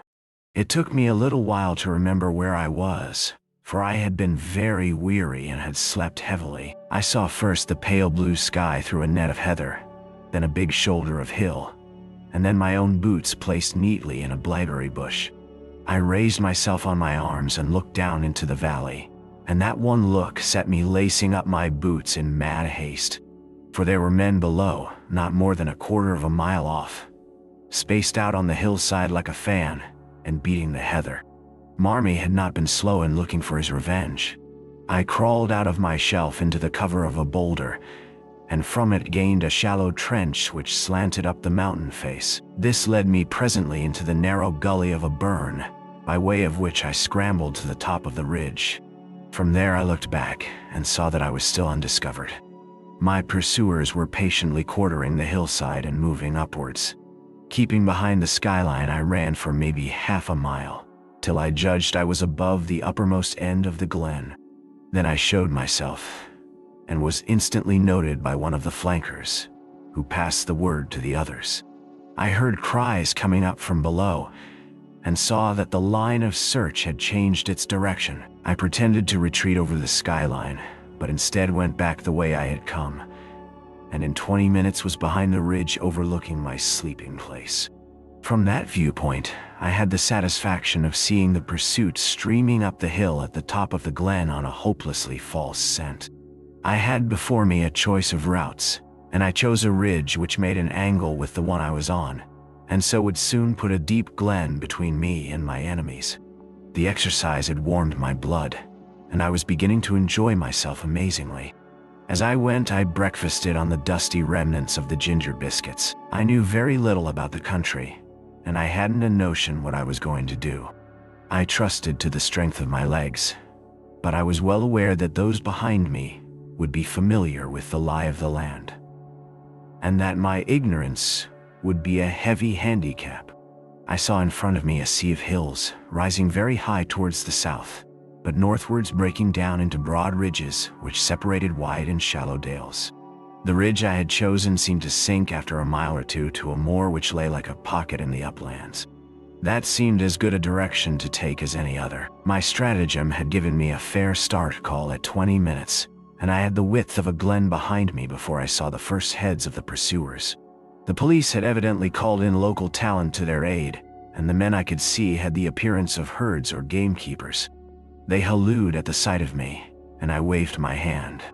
Two dived into the glen and began to climb my ridge, while the others kept their own side of the hill. I felt as if I were taking part in a schoolboy game of hare and hounds, but very soon it began to seem less of a game. Those fellows behind were hefty men on their native heath. Looking back, I saw that only 3 were following direct, and I guessed that the others had fetched a circuit to cut me off. My lack of local knowledge might very well be my undoing, and I resolved to get out of this tangle of glens to the pocket of moor I had seen from the tops. I must so increase my distance as to get clear away from them, and I believed I could do this if I could find the right ground for it. If there had been cover, I would have tried a bit of stalking, but on these bare slopes you could see a fly a mile off. My hope must be in the length of my legs and the soundness of my wind, but I needed easier ground for that, for I was not bred a mountaineer.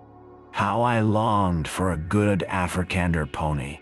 I put on a great spurt and got off my ridge and down into the moor before any figures appeared on the skyline behind me. I crossed a burn and came out on a high road which made a pass between 2 glens. All in front of me was a big field of heather sloping up to a crest which was crowned with an odd feather of trees. In the dike by the roadside was a gate, from which a grass-grown track led over the first wave of the moor. I jumped the dike and followed it, and after a few hundred yards, as soon as it was out of sight of the highway, the grass stopped and it became a very respectable road, which was evidently kept with some care. Clearly it ran to a house, and I began to think of doing the same. Hitherto my luck had held, and it might be that my best chance would be found in this remote dwelling. Anyhow, there were trees there, and that meant cover.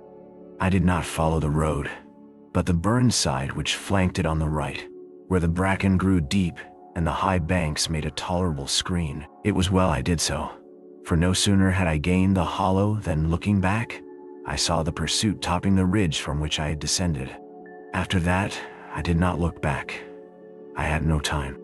I ran up the burn side, crawling over the open places, and for a large part wading in the shallow stream. I found a deserted cottage with a row of phantom peat stacks and an overgrown garden.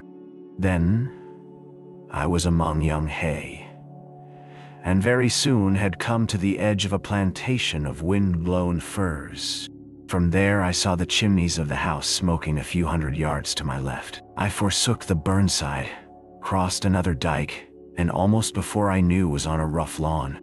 A glance back told me that I was well out of sight of the pursuit, which had not yet passed the first lift of the moor.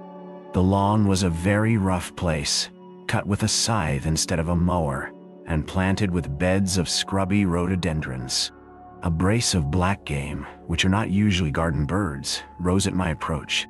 The house before me was the ordinary moorland farm, with a more pretentious whitewashed wing added. Attached to this wing was a glass veranda, and through the glass I saw the face of an elderly gentleman meekly watching me. I stalked over the border of coarse hill gravel and entered the open veranda door. Within was a pleasant room, glass on one side, and on the other, a mass of books. More books showed in an inner room. On the floor, instead of tables, stood cases such as you see in a museum, filled with coins and queer stone implements. There was a knee-hole desk in the middle, and seated at it, with some papers and open volumes before him, was the benevolent old gentleman. His face was round and shiny, like Mr. Pickwick's. Big glasses were stuck on the end of his nose, and the top of his head was as bright and bare as a glass bottle. He never moved when I entered, but raised his placid eyebrows and waited on me to speak. It was not an easy job, with about 5 minutes to spare, to tell a stranger who I was and what I wanted, and to win his aid. I did not attempt it. There was something about the eye of the man before me, something so keen and knowledgeable that I could not find a word. I simply stared at him and stuttered. "You seem in a hurry, my friend," he said slowly. I nodded towards the window.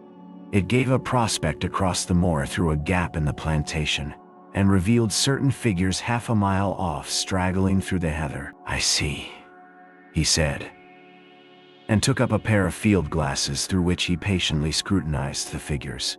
"A fugitive from justice, eh? Well, we'll go into the matter at our leisure. Meantime, I object to my privacy being broken in upon by the clumsy rural policeman. Go into my study, and you will see 2 doors facing you. Take the one on the left, and close it behind you. You will be perfectly safe." And this extraordinary man took up his pen again. I did as I was bid, and found myself in a little dark chamber which smelt of chemicals, and was lit only by a tiny window high up in the wall. The door had swung behind me with a click like the door of a safe. Once again, I had found an unexpected sanctuary. All the same, I was not comfortable. There was something about the old gentleman which puzzled and rather terrified me. He had been too easy and ready, almost as if he had expected me, and his eyes had been horribly intelligent. No sound came to me in that dark place. For all I knew, the police might be searching the house, and if they did, they would want to know what was behind this door. I tried to possess my soul in patience, and to forget how hungry I was. Then I took a more cheerful view. The old gentleman could scarcely refuse me a meal, and I fell to reconstructing my breakfast. Bacon and eggs would content me, but I wanted the better part of a flitch of bacon and half 100 eggs. And then, while my mouth was watering in anticipation, there was a click, and the door stood open. I emerged into the sunlight to find the master of the house sitting in a deep armchair in the room he called his study, and regarding me with curious eyes. "Have they gone?" I asked. "They have gone. I convinced them that you had crossed the hill. I do not choose that the police should come between me and one whom I am delighted to honor. This is a lucky morning for you, Mr. Richard Hannay. Oh. As he spoke, his eyelids seemed to tremble and to fall a little over his keen gray eyes. In a flash, the phrase of Scudder's came back to me when he had described the man he most dreaded in the world.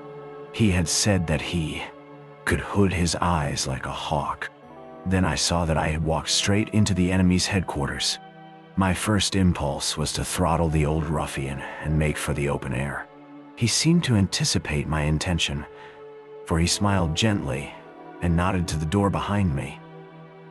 I turned and saw two men servants who had me covered with pistols. He knew my name, but he had never seen me before, and as the reflection darted across my mind, I saw a slender chance. "I don't know what you mean," I said roughly. "And who are you calling Richard Hannay? My name's Ainsley." "So," he said, still smiling. "But of course you have others. We won't quarrel about a name." I was pulling myself together now, and I reflected that my garb, lacking coat and waistcoat and collar, would at any rate not betray me. I put on my surliest face and shrugged my shoulders. "I suppose you're going to give me up after all, and I call it a damn dirty trick. My God, I wish I had never seen that cursed motor car. Here's the money and be damned to you." And I flung 4 sovereigns on the table. He opened his eyes a little. "Oh no, I shall not give you up. My friends and I will have a little private settlement with you, that is all. You know a little too much, Mr. Hannay. You are a clever actor, but not quite clever enough." He spoke with assurance, but I could see the dawning of a doubt in his mind. "Oh, for God's sake, stop jawing," I cried. "Everything's against me. I haven't had a bit of luck since I came on shore at Leith. What's the harm in a poor devil with an empty stomach picking up some money he finds in a bust-up motor car? That's all I done, and for that I've been chivied for 2 days by those blasted bobbies over those blasted hills. I tell you, I'm fair sick of it. You can do what you like, old boy." Ned Ainsley's got no fight left in him. I could see that the doubt was gaining.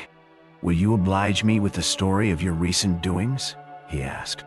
"I can't, governor," I said in a real beggar's whine. "I've not had a bite to eat for 2 days. Give me a mouthful of food, and then you'll hear God's truth." I must have showed my hunger in my face, for he signaled to one of the men in the doorway. A bit of cold pie was brought, and a glass of beer, and I wolfed them down like a pig, or rather, like Ned Ainsley, for I was keeping up my character. In the middle of my meal, he spoke suddenly to me in German, but I turned on him a face as blank as a stone wall. Then I told him my story, how I had come off an Archangel ship at Leith a week ago, and was making my way overland to my brother at Wigtown. I had run short of cash. I hinted vaguely at a spree, and I was pretty well on my uppers when I had come on a hole in a hedge, and looking through, had seen a big motor car lying in the burn. I had poked about to see what had happened, and had found 3 sovereigns lying on the seat and 1 on the floor. There was nobody there or any sign of an owner, so I had pocketed the cash. But somehow the law had got after me. When I had tried to change a sovereign in a baker's shop, the woman had cried on the police. And a little later, when I was washing my face in a burn, I'd been nearly gripped, and had only got away by leaving my coat and waistcoat behind me. "They can have the money back," I cried, "for a fat lot of good it's done me.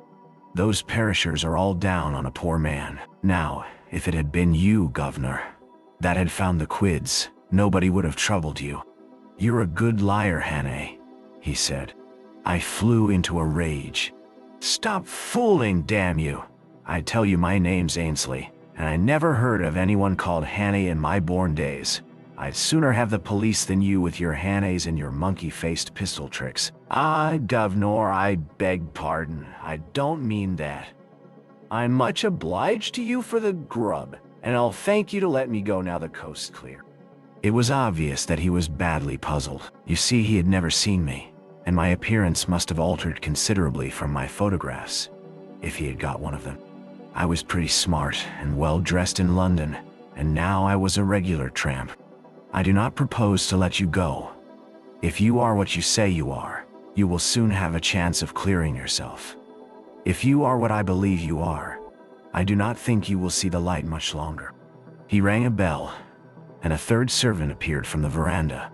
"I want the Lanchester in 5 minutes," he said. "There will be 3 to luncheon." Then he looked steadily at me, and that was the hardest ordeal of all. There was something weird and devilish in those eyes, cold, malignant, unearthly, and most hellishly clever. They fascinated me like the bright eyes of a snake. I had a strong impulse to throw myself on his mercy and offer to join his side, and if you consider the way I felt about the whole thing, you will see that that impulse must have been purely physical. The weakness of a brain mesmerized and mastered by a stronger spirit. But I managed to stick it out, and even to grin. "You'll know me next time, Governor," I said. "Carl," he spoke in German to one of the men in the doorway, "you will put this fellow in the storeroom till I return, and you will be answerable to me for his keeping." I was marched out of the room with a pistol at each ear. The storeroom was a damp chamber in what had been the old farmhouse. There was no carpet on the uneven floor, and nothing to sit down on but a school form. It was black as pitch, for the windows were heavily shuttered. I made out by groping that the walls were lined with boxes and barrels and sacks of some heavy stuff. The whole place smelt of mold and disuse. My jailers turned the key in the door, and I could hear them shifting their feet as they stood on guard outside. I sat down in that chilly darkness in a very miserable frame of mind. The old boy had gone off in a motor to collect the 2 ruffians who had interviewed me yesterday. Now they had seen me as the roadman, and they would remember me, for I was in the same rig. What was a roadman doing 20 miles from his beat, pursued by the police? A question or two would put them on the track. Probably they had seen Mr. Turnbull, probably Marmee too. Most likely they could link me up with Sir Harry, and then the whole thing would be crystal clear. What chance had I in this moorland house with 3 desperados and their armed servants? I began to think wistfully of the police, now plodding over the hills after my wraith. They at any rate were fellow countrymen and honest men, and their tender mercies would be kinder than these ghoulish aliens. But they wouldn't have listened to me. That old devil with the eyelids had not taken long to get rid of them. I thought he probably had some kind of graft with the constabulary. Most likely he had letters from cabinet ministers saying he was to be given every facility for plotting against Britain. That's the sort of owlish way we run our politics in the old country. The 3 would be back for lunch, so I hadn't more than a couple of hours to wait. It was simply waiting on destruction, for I could see no way out of this mess. I wished that I had Scudder's courage, for I am free to confess I didn't feel any great fortitude. The only thing that kept me going was that I was pretty furious. It made me boil with rage to think of those 3 spies getting the pull on me like this. I hoped that at any rate I might be able to twist one of their necks before they downed me. The more I thought of it, the angrier I grew, and I had to get up and move about the room. I tried the shutters, but they were the kind that lock with a key, and I couldn't move them. From the outside came the faint clucking of hens in the warm sun. Then I groped among the sacks and boxes. I couldn't open the latter, and the sacks seemed to be full of things like dog biscuits that smelt of cinnamon. But as I circumnavigated the room, I found a handle in the wall which seemed worth investigating. It was the door of a wall cupboard, what they call a press in Scotland, and it was locked. I shook it, and it seemed rather flimsy. For want of something better to do, I put out my strength on that door, getting some purchase on the handle by looping my braces round it. Presently the thing gave with a crash which I thought would bring in my warders to inquire. I waited for a bit, and then started to explore the cupboard shelves.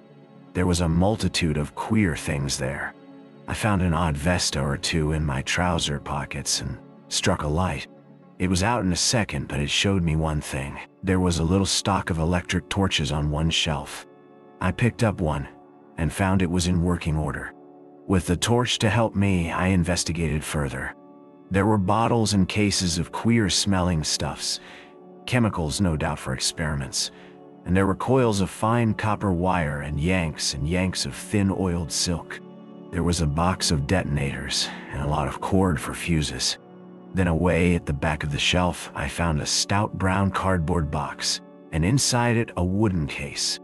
I managed to wrench it open, and within lay half a dozen little gray bricks, each a couple of inches square. I took up one, and found that it crumbled easily in my hand. Then I smelt it, and put my tongue to it. After that, I sat down to think. I hadn't been a mining engineer for nothing, and I knew lentonite when I saw it. With one of these bricks I could blow the house to smithereens. I had used the stuff in Rhodesia, and knew its power. But the trouble was that my knowledge wasn't exact. I had forgotten the proper charge and the right way of preparing it, and I wasn't sure about the timing. I had only a vague notion, too, as to its power, for though I had used it, I had not handled it with my own fingers. But it was a chance, the only possible chance. It was a mighty risk, but against it was an absolute black certainty. If I used it, the odds were, as I reckoned, about 5 to 1 in favor of my blowing myself into the treetops. But if I didn't, I should very likely be occupying a 6-foot hole in the garden by the evening. That was the way I had to look at it. The prospect was pretty dark either way, but anyhow there was a chance, both for myself and for my country. The remembrance of little Scudder decided me. It was about the beastliest moment of my life, for I'm no good at these cold-blooded resolutions. Still, I managed to rake up the pluck to set my teeth and choke back the horrid doubts that flooded in on me. I simply shut off my mind and pretended I was doing an experiment as simple as Guy Fawkes fireworks. I got a detonator and fixed it to a couple of feet of fuse. Then I took a quarter of a lentonite brick and buried it near the door below one of the sacks in a crack of the floor, fixing the detonator in it. For all I knew, half those boxes might be dynamite. If the cupboard held such deadly explosives, why not the boxes? In that case, there would be a glorious skyward journey for me, and the German servants, and about an acre of surrounding country. There was also the risk that the detonation might set off the other bricks in the cupboard, for I had forgotten most that I knew about lentonite.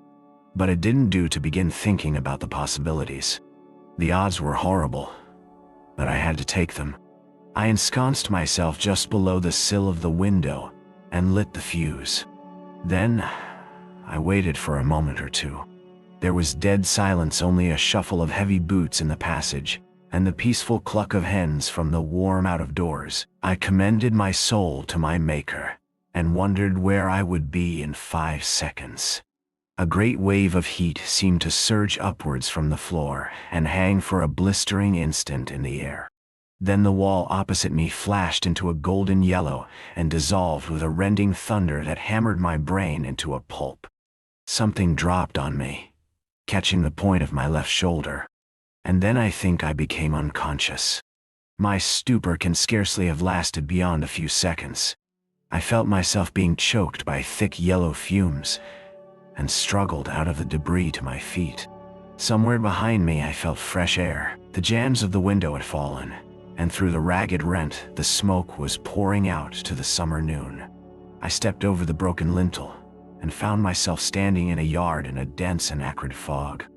I felt very sick and ill, but I could move my limbs, and I staggered blindly forward away from the house. A small mill lade ran in a wooden aqueduct at the other side of the yard, and into this I fell. The cool water revived me, and I had just enough wits left to think of escape. I squirmed up the lade among the slippery green slime till I reached the mill wheel. Then I wriggled through the axle hole into the old mill and tumbled onto a bed of chaff. A nail caught the seat of my trousers, and I left a wisp of heather mixture behind me. The mill had been long out of use. The ladders were rotten with age, and in the loft the rats had gnawed great holes in the floor. Nausea shook me, and a wheel in my head kept turning, while my left shoulder and arm seemed to be stricken with the palsy. I looked out of the window and saw a fog still hanging over the house and smoke escaping from an upper window. Please God I had set the place on fire, for I could hear confused cries coming from the other side. But I had no time to linger, since this mill was obviously a bad hiding place. Anyone looking for me would naturally follow the lade, and I made certain the search would begin as soon as they found that my body was not in the storeroom. From another window I saw that on the far side of the mill stood an old stone dovecot. If I could get there without leaving tracks, I might find a hiding place, for I argued that my enemies, if they thought I could move, would conclude I had made for open country and would go seeking me on the moor. I crawled down the broken ladder, scattering chaff behind me to cover my footsteps. I did the same on the mill floor, and on the threshold where the door hung on broken hinges. Peeping out, I saw that between me and the dovecot was a piece of bare cobbled ground where no footmarks would show. Also, it was mercifully hid by the mill buildings from any view from the house. I slipped across the space, got to the back of the dovecot, and prospected a way of ascent. That was one of the hardest jobs I ever took on. My shoulder and arm ached like hell, and I was so sick and giddy that I was always on the verge of falling. But I managed it somehow. By the use of outjutting stones and gaps in the masonry and a tough ivy root, I got to the top in the end. There was a little parapet behind which I found space to lie down. Then I proceeded to go off into an old-fashioned swoon. I woke with a burning head and the sun glaring in my face. For a long time I lay motionless, for those horrible fumes seemed to have loosened my joints and dulled my brain. Sounds came to me from the housemen speaking throatily and the throbbing of a stationary car. There was a little gap in the parapet to which I wriggled, and from which I had some sort of prospect of the yard. I saw figures come out and a servant with his head bound up, and then a younger man in knickerbockers. They were looking for something, and moved towards the mill. Then one of them caught sight of the wisp of cloth on the nail, and cried out to the other. They both went back to the house, and brought two more to look at it. I saw the rotund figure of my late captor, and I thought I made out the man with the lisp. I noticed that all had pistols. For half an hour they ransacked the mill. I could hear them kicking over the barrels and pulling up the rotten planking. Then they came outside and stood just below the dovecot, arguing fiercely. The servant with the bandage was being soundly rated. I heard them fiddling with the door of the dovecot, and for one horrid moment I fancied they were coming up. Then they thought better of it and went back to the house. All that long, blistering afternoon I lay baking on the rooftop. Thirst was my chief torment. My tongue was like a stick, and to make it worse I could hear the cool drip of water from the mill lade. I watched the course of the little stream as it came in from the moor, and my fancy followed it to the top of the glen, where it must issue from an icy fountain fringed with cool ferns and mosses. I would have given £1,000 to plunge my face into that. I had a fine prospect of the whole ring of moorland. I saw the car speed away with two occupants, and a man on a hill pony riding east. I judged they were looking for me, and I wished them joy of their quest. But I saw something else, more interesting. The house stood almost on the summit of a swell of moorland which crowned a sort of plateau, and there was no higher point nearer than the big hills 6 miles off. The actual summit, as I have mentioned, was a biggish clump of trees, firs mostly, with a few ashes and beeches. On the dovecot, I was almost on a level with the treetops and could see what lay beyond. The wood was not solid, but only a ring, and inside was an oval of green turf, for all the world like a big cricket field. I didn't take long to guess what it was. It was an aerodrome, and a secret one. The place had been most cunningly chosen, for suppose anyone were watching an aeroplane descending here, he would think it had gone over the hill beyond the trees. As the place was on the top of a rise in the midst of a big amphitheater, any observer from any direction would conclude it had passed out of view behind the hill. Only a man very close at hand would realize that the aeroplane had not gone over, but had descended in the midst of the wood. An observer with a telescope on one of the higher hills might have discovered the truth, but only herds went there, and herds do not carry spyglasses. When I looked from the dovecot, I could see far away a blue line which I knew was the sea, and I grew furious to think that our enemies had this secret conning tower to rake our waterways. Then I reflected that if that aeroplane came back, the chances were 10 to 1 that I would be discovered. So through the afternoon I lay and prayed for the coming of darkness, and glad I was when the sun went down over the big western hills and the twilight haze crept over the moor. The aeroplane was late. The gloaming was far advanced when I heard the beat of wings and saw it volplaning downward to its home in the wood. Lights twinkled for a bit, and there was much coming and going from the house. Then the dark fell, and silence. Thank God it was a black night. The moon was well on its last quarter, and would not rise till late. My thirst was too great to allow me to tarry, so about 9 o'clock, so far as I could judge, I started to descend. It wasn't easy. And halfway down I heard the back door of the house open, and saw the gleam of a lantern against the mill wall. For some agonizing minutes I hung by the ivy and prayed that whoever it was would not come round by the dovecot. Then the light disappeared, and I dropped as softly as I could onto the hard soil of the yard. I crawled on my belly in the lee of a stone dike till I reached the fringe of trees which surrounded the house. If I had known how to do it, I would have tried to put that aeroplane out of action, but I realized that any attempt would probably be futile. I was pretty certain that there would be some kind of defense around the house, so I went through the wood on hands and knees, feeling carefully every inch before me. It was as well, for presently I came on a wire about 2 feet from the ground. If I had tripped over that, it would doubtless have rung some bell in the house, and I would have been captured. 100 yards farther on I found another wire cunningly placed on the edge of a small stream. Beyond that lay the moor, and in 5 minutes I was deep in bracken and heather. Soon I was round the shoulder of the rise, in the little glen from which the mill lade flowed. 10 minutes later my face was in the spring, and I was soaking down pints of the blessed water. But I did not stop till I had put 6 miles between me and that accursed dwelling. Chapter 7. The Dry Fly Fisherman. I sat down on a hilltop and took stock of my position. I wasn't feeling very happy, for my natural thankfulness at my escape was clouded by my severe bodily discomfort. Those lentonite fumes had fairly poisoned me, and the baking hours on the dovecot hadn't helped matters. I had a crushing headache and felt as sick as a cat. Also, my shoulder was in a bad way. At first I thought it was only a bruise, but it seemed to be swelling, and I had no use of my left arm. My plan was to seek Mr. Turnbull's cottage, recover my garments, and especially Scudder's notebook, and then make for the main line and get back to the south. It seemed to me that the sooner I got in touch with the Foreign Office man, Sir Walter Bullivant, the better.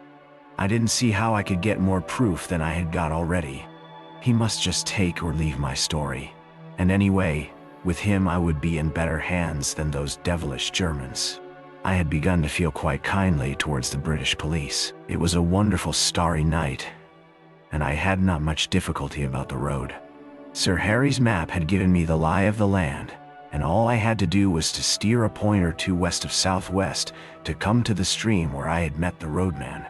In all these travels I never knew the names of the places, but I believe this stream was no less than the upper waters of the River Tweed. I calculated I must be about 18 miles distant, and that meant I could not get there before morning. So I must lie up a day somewhere, for I was too outrageous a figure to be seen in the sunlight. I had neither coat, waistcoat, collar, nor hat. My trousers were badly torn, and my face and hands were black with the explosion. I dare say I had other beauties, for my eyes felt as if they were furiously bloodshot. Altogether, I was no spectacle for God-fearing citizens to see on a high road. Very soon after daybreak, I made an attempt to clean myself in a hill burn, and then approached a herd's cottage, for I was feeling the need of food. The herd was away from home, and his wife was alone, with no neighbor for 5 miles. She was a decent old body, and a plucky one, for though she got a fright when she saw me, she had an axe handy, and would have used it on any evildoer. I told her that I had had a fall, I didn't say how, and she saw by my looks that I was pretty sick. Like a true Samaritan, she asked no questions, but gave me a bowl of milk with a dash of whiskey in it, and let me sit for a little by her kitchen fire. She would have bathed my shoulder, but it ached so badly that I would not let her touch it. I don't know what she took me for, a repentant burglar perhaps, for when I wanted to pay her for the milk, and tendered a sovereign which was the smallest coin I had, she shook her head and said something about giving it to them that had a right to it. At this I protested so strongly that I think she believed me honest, for she took the money and gave me a warm new plaid for it, and an old hat of her man's. She showed me how to wrap the plaid around my shoulders, and when I left that cottage, I was the living image of the kind of Scotsman you see in the illustrations to Burns' poems. But at any rate, I was more or less clad. It was as well, for the weather changed before midday to a thick drizzle of rain. I found shelter below an overhanging rock in the crook of a burn, where a drift of dead brackens made a tolerable bed. There I managed to sleep till nightfall, waking very cramped and wretched, with my shoulder gnawing like a toothache. I ate the oatcake and cheese the old wife had given me and set out again just before the darkening. I pass over the miseries of that night among the wet hills. There were no stars to steer by, and I had to do the best I could from my memory of the map. Twice I lost my way, and I had some nasty falls into peat bogs. I had only about 10 miles to go as the crow flies, but my mistakes made it nearer 20. The last bit was completed with set teeth and a very light and dizzy head, but I managed it, and in the early dawn I was knocking at Mr. Turnbull's door. The mist lay close and thick, and from the cottage I could not see the high road. Mr. Turnbull himself opened to me sober and something more than sober. He was primly dressed in an ancient but well-tended suit of black. He had been shaved not later than the night before. He wore a linen collar, and in his left hand, he carried a pocket Bible. At first he did not recognize me. "Way are ye that come stravaiging here on the Sabbath morning?" he asked. I had lost all count of the days. So the Sabbath was the reason for this strange decorum. My head was swimming so wildly that I could not frame a coherent answer. But he recognized me, and he saw that I was ill. "How ye got my specs?" he asked. I fetched them out of my trouser pocket and gave him them. "Y'all hey come for your jacket and waistcoat," he said. "Come in by. Losh, man, you're terrible doon on the legs. Haud up till I get ye to a chair." I perceived I was in for a bout of malaria. I had a good deal of fever in my bones, and the wet night had brought it out, while my shoulder and the effects of the fumes combined to make me feel pretty bad. Before I knew, Mr. Turnbull was helping me off with my clothes and putting me to bed in one of the 2 cupboards that lined the kitchen walls. He was a true friend in need, that old roadman. His wife was dead years ago, and since his daughter's marriage he lived alone. For the better part of 10 days he did all the rough nursing I needed. I simply wanted to be left in peace while the fever took its course, and when my skin was cool again, I found that the bout had more or less cured my shoulder. But it was a baddish go, and though I was out of bed in 5 days, it took me some time to get my legs again. He went out each morning, leaving me milk for the day and locking the door behind him, and came in the evening to sit silent in the chimney corner. Not a soul came near the place. When I was getting better, he never bothered me with a question. Several times he fetched me a 2-days-old Scotsman, and I noticed that the interest in the Portland Place murder seemed to have died down. There was no mention of it, and I could find very little about anything except a thing called the General Assembly, some ecclesiastical spree, I gathered. One day he produced my belt from a lockfast drawer. "There's a terrible heap o' siller in't," he said. "Yeah, I'd better coon it to see it's there." He never even sought my name. I asked him if anybody had been around making inquiries subsequent to my spell at the road making. There was a man in a motor car. He spared way had tan my place that day, and I let on I thought him daft. But he keep it on at me, and seen I said he maun be thinking on my good brither Frey the Clush that whiles lent me a hawn. He was a worse-looking sowl, and I can now understand the half-o' English tongue. I was getting restless those last days, and as soon as I felt myself fit, I decided to be off. That was not till the 12th day of June, and as luck would have it, a drover went past that morning, taking some cattle to Moffat. He was a man named Hyslop, a friend of Turnbull's, and he came into his breakfast with us, and offered to take me with him. I made Turnbull accept £5 for my lodging, and a hard job I had of it. There never was a more independent being. He grew positively rude when I pressed him, and shy and red, and took the money at last without a thank you. When I told him how much I owed him, he grunted something about a guide turned deserving either. You would have thought from our leave-taking that we had parted in disgust. Hislop was a cheery soul who chattered all the way over the pass and down the sunny vale of Annan.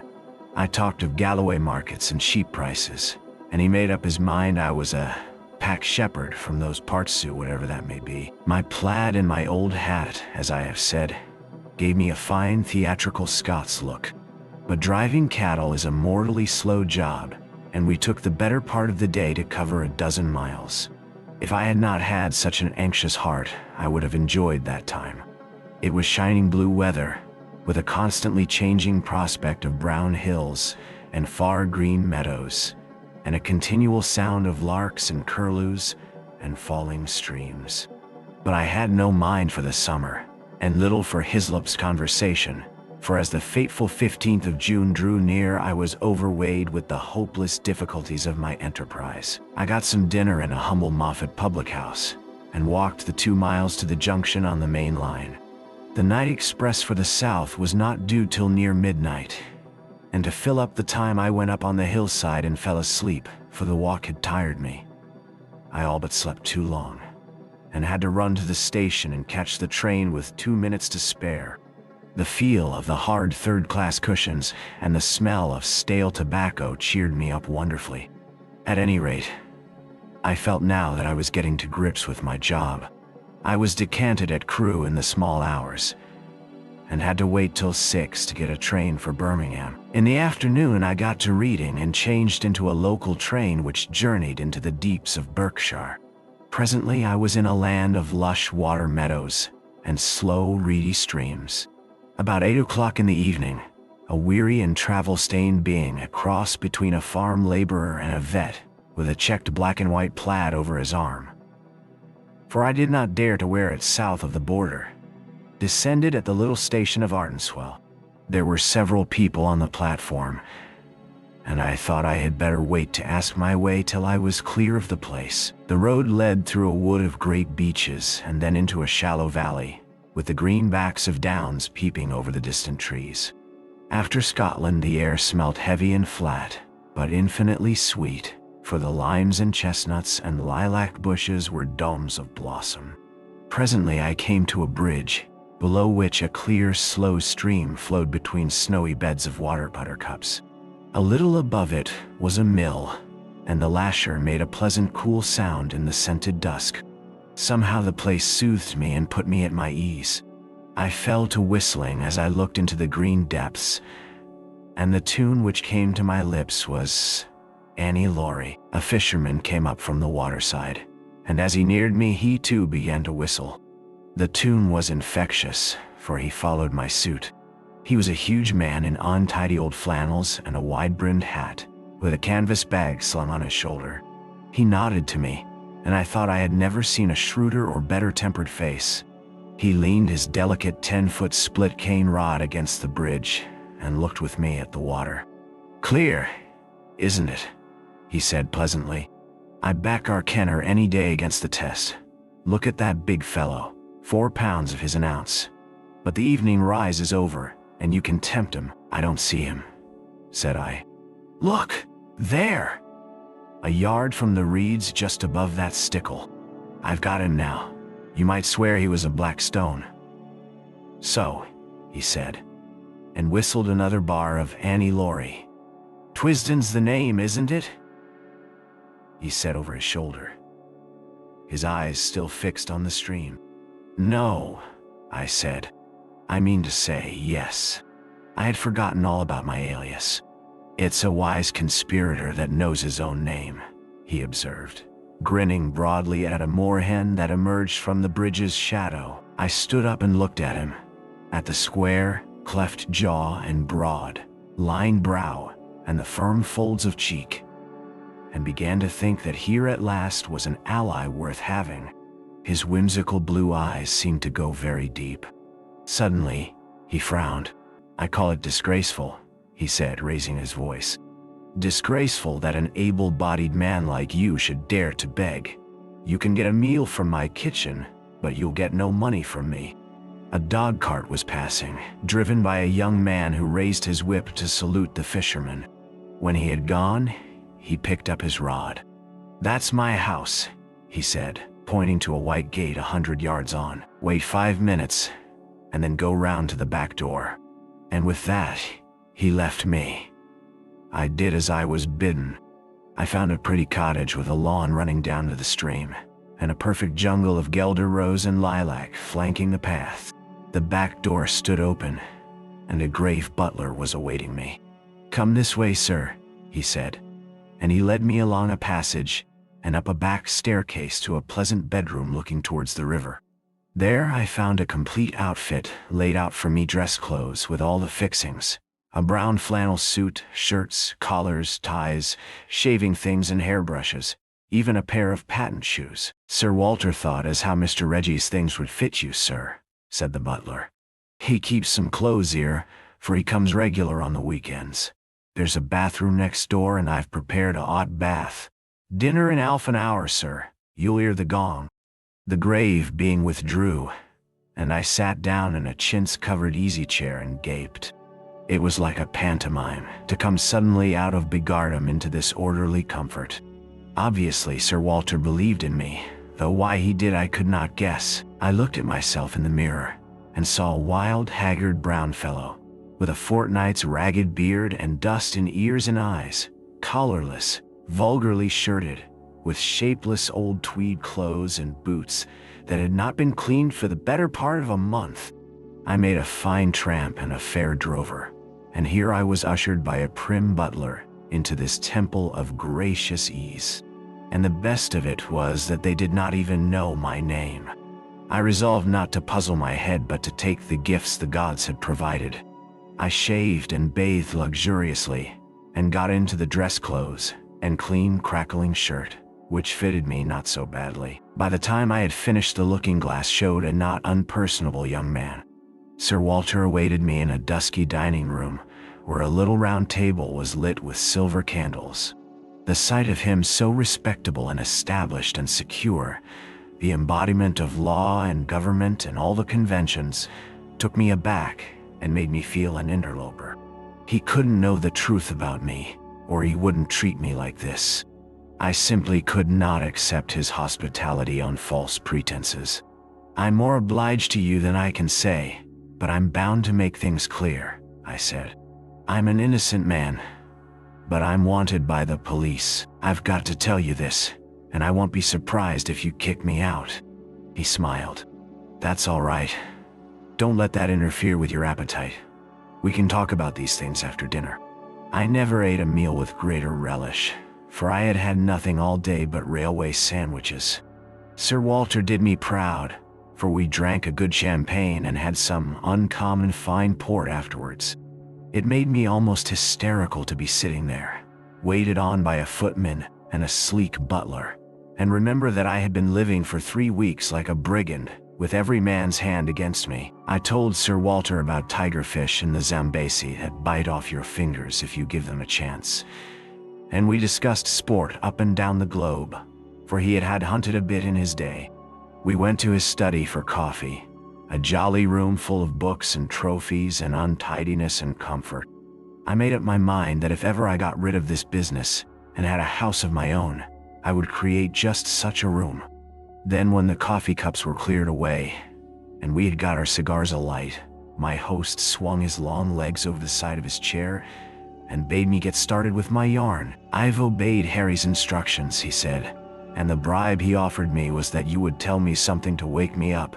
I'm ready, Mr. Hannay." I noticed with a start that he called me by my proper name. I began at the very beginning. I told of my boredom in London, and the night I had come back to find Scudder gibbering on my doorstep. I told him all Scudder had told me about Carolides in the Foreign Office Conference, and that made him purse his lips and grin.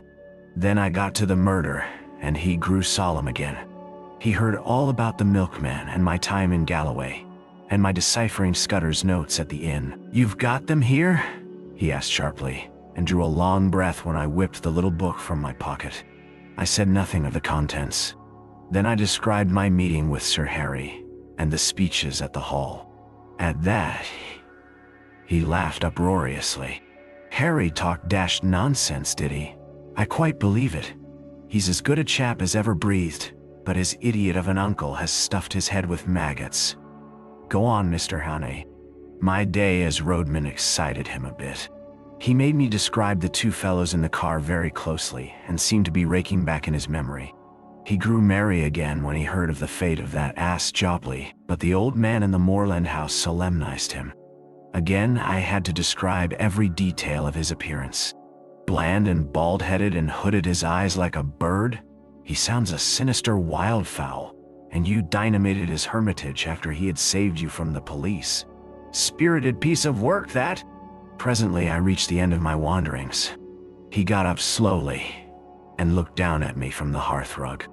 You may dismiss the police from your mind, he said. You're in no danger from the law of this land. Great Scott, I cried. Have they got the murderer? Numbered, but for the last fortnight, they have dropped you from the list of possibles. Why? I asked in amazement. Principally because I received a letter from Scudder. I knew something of the man, and he did several jobs for me. He was half crank, half genius, but he was wholly honest. The trouble about him was his partiality for playing a lone hand. That made him pretty well useless in any secret service, a pity, for he had uncommon gifts. I think he was the bravest man in the world, for he was always shivering with fright, and yet nothing would choke him off. I had a letter from him on the 31st of May, but he had been dead a week by then. The letter was written and posted on the 23rd. He evidently did not anticipate an immediate decease. His communications usually took a week to reach me, for they were sent undercover to Spain and then to Newcastle. He had a mania, for concealing his tracks. What did he say? I stammered. Nothing. Merely that he was in danger, but had found shelter with a good friend, and that I would hear from him before the 15th of June. He gave me no address, but said he was living near Portland Place. I think his object was to clear you if anything happened. When I got it, I went to Scotland Yard, went over the details of the inquest, and concluded that you were the friend. We made inquiries about you, Mr. Hannay, and found you were respectable. I thought I knew the motives for your disappearance, not only the police, the other one too, and when I got Harry's scrawl, I guessed at the rest. I have been expecting you any time this past week. You can imagine what a load this took off my mind. I felt a free man once more, for I was now up against my country's enemies only, and not my country's law. Now let us have the little notebook, said Sir Walter. It took us a good hour to work through it. I explained the cipher, and he was jolly quick at picking it up. He amended my reading of it on several points, but I had been fairly correct, on the whole. His face was very grave before he had finished, and he sat silent for a while. I don't know what to make of it, he said at last. He is right about one thing: what is going to happen the day after tomorrow. How the devil can it have got known? That is ugly enough in itself. But all this about war and the Black Stone, it reads like some wild melodrama. If only I had more confidence in Scudder's judgment. The trouble about him was that he was too romantic. He had the artistic temperament and wanted a story to be better than God meant it to be. He had a lot of odd biases too. Jews, for example, made him see red. Jews and the high finance. The Black Stone, he repeated. Der Schwarzesteintag. It's like a penny novelette. And all this stuff about Carolides. That is the weak part of the tale. For I happen to know that the virtuous Carolides is likely to outlast us both. There is no state in Europe that wants him gone. Besides, he has just been playing up to Berlin and Vienna, and giving my chief some uneasy moments. No, Scudder has gone off the track there. Frankly, Hannay, I don't believe that part of his story. There's some nasty business afoot, and he found out too much and lost his life over it. But I am ready to take my oath that it is ordinary spy work. A certain great European power makes a hobby of her spy system, and her methods are not too particular.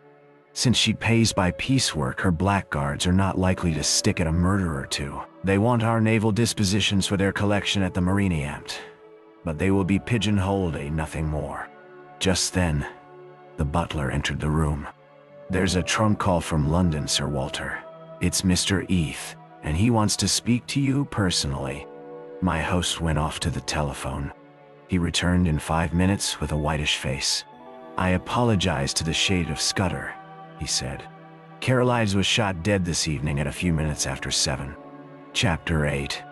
The Coming of the Black Stone. I came down to breakfast next morning, after 8 hours of blessed dreamless sleep, to find Sir Walter decoding a telegram in the midst of muffins and marmalade. His fresh rosiness of yesterday seemed a thought tarnished. "I had a busy hour on the telephone after you went to bed," he said. "I got my chief to speak to the First Lord and the Secretary for War, and they are bringing Royer over a day sooner. This wire clinches it. He will be in London at 5. Odd that the code word for a sous-chef d'état major general should be porker." He directed me to the hot dishes and went on. "Not that I think it will do much good. If your friends were clever enough to find out the first arrangement, they are clever enough to discover the change. I would give my head to know where the leak is. We believed there were only 5 men in England who knew about Royer's visit, and you may be certain there were fewer in France, for they manage these things better there. Oh." While I ate, he continued to talk, making me, to my surprise, a present of his full confidence. "Can the dispositions not be changed?" I asked. "They could," he said, "but we want to avoid that if possible. They are the result of immense thought, and no alteration would be as good. Besides, on 1 or 2 points change is simply impossible. Still, something could be done, I suppose, if it were absolutely necessary. But you see the difficulty, Hannay. Our enemies are not going to be such fools as to pick Royer's pocket or any childish game like that. They know that would mean a row and put us on our guard. Their aim is to get the details without any one of us knowing, so that Royer will go back to Paris in the belief that the whole business is still deadly secret. If they can't do that, they fail. For, once we suspect, they know that the whole thing must be altered. Oh, then we must stick by the Frenchman's side till he is home again," I said. "If they thought they could get the information in Paris, they would try there. It means that they have some deep scheme on foot in London which they reckon is going to win out. Royer dines with my chief, and then comes to my house where 4 people will see him: Whitaker from the Admiralty, myself, Sir Arthur Drew, and General Winstanley. The First Lord is ill, and has gone to Sheringham. At my house, he will get a certain document from Whitaker, and after that, he will be motored to Portsmouth, where a destroyer will take him to Havre. His journey is too important for the ordinary boat train. He will never be left unattended for a moment till he is safe on French soil. The same with Whitaker till he meets Royer. That is the best we can do, and it's hard to see how there can be any miscarriage. But I don't mind admitting that I'm horribly nervous. This murder of Carolides will play the deuce in the chancelleries of Europe." After breakfast, he asked me if I could drive a car. "Well, you'll be my chauffeur today, and wear Hudson's rig. You're about his size. You have a hand in this business, and we are taking no risks. There are desperate men against us, who will not respect the country retreat of an overworked official. When I first came to London, I had bought a car and amused myself with running about the south of England, so I knew something of the geography. I took Sir Walter to town by the Bath Road and made good going. It was a soft, breathless June morning, with a promise of sultriness later. But it was delicious enough swinging through the little towns with their freshly watered streets, and past the summer gardens of the Thames Valley. I landed Sir Walter at his house in Queen Anne's Gate punctually by 11:30. The butler was coming up by train with the luggage. The first thing he did was to take me round Scotland Yard. There we saw a prim gentleman with a clean-shaven, lawyer's face. "I've brought you the Portland Place murderer," was Sir Walter's introduction. The reply was a wry smile. "It would have been a welcome present, Bullivant. This, I presume, is Mr. Richard Hannay, who for some days greatly interested my department. Mr. Hannay will interest it again. He has much to tell you, but not today. For certain grave reasons, his tale must wait for 4 hours. Then, I can promise you, you will be entertained and possibly edified. I want you to assure Mr. Hannay that he will suffer no further inconvenience." This assurance was promptly given. "You can take up your life where you left off," I was told. "Your flat, which probably you no longer wish to occupy, is waiting for you, and your man is still there. As you were never publicly accused, we considered that there was no need of a public exculpation. But on that, of course, you must please yourself. We may want your assistance later on, Megalivre," Sir Walter said as we left. Then he turned me loose. "Come and see me tomorrow, Hannay. I needn't tell you to keep deadly quiet. If I were you, I would go to bed, for you must have considerable arrears of sleep to overtake. You had better lie low, for if one of your Blackstone friends saw you there might be trouble." I felt curiously at a loose end. At first it was very pleasant to be a free man, able to go where I wanted without fearing anything.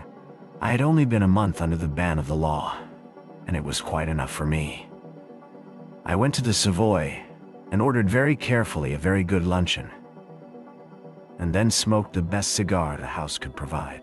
But I was still feeling nervous. When I saw anybody look at me in the lounge, I grew shy and wondered if they were thinking about the murder.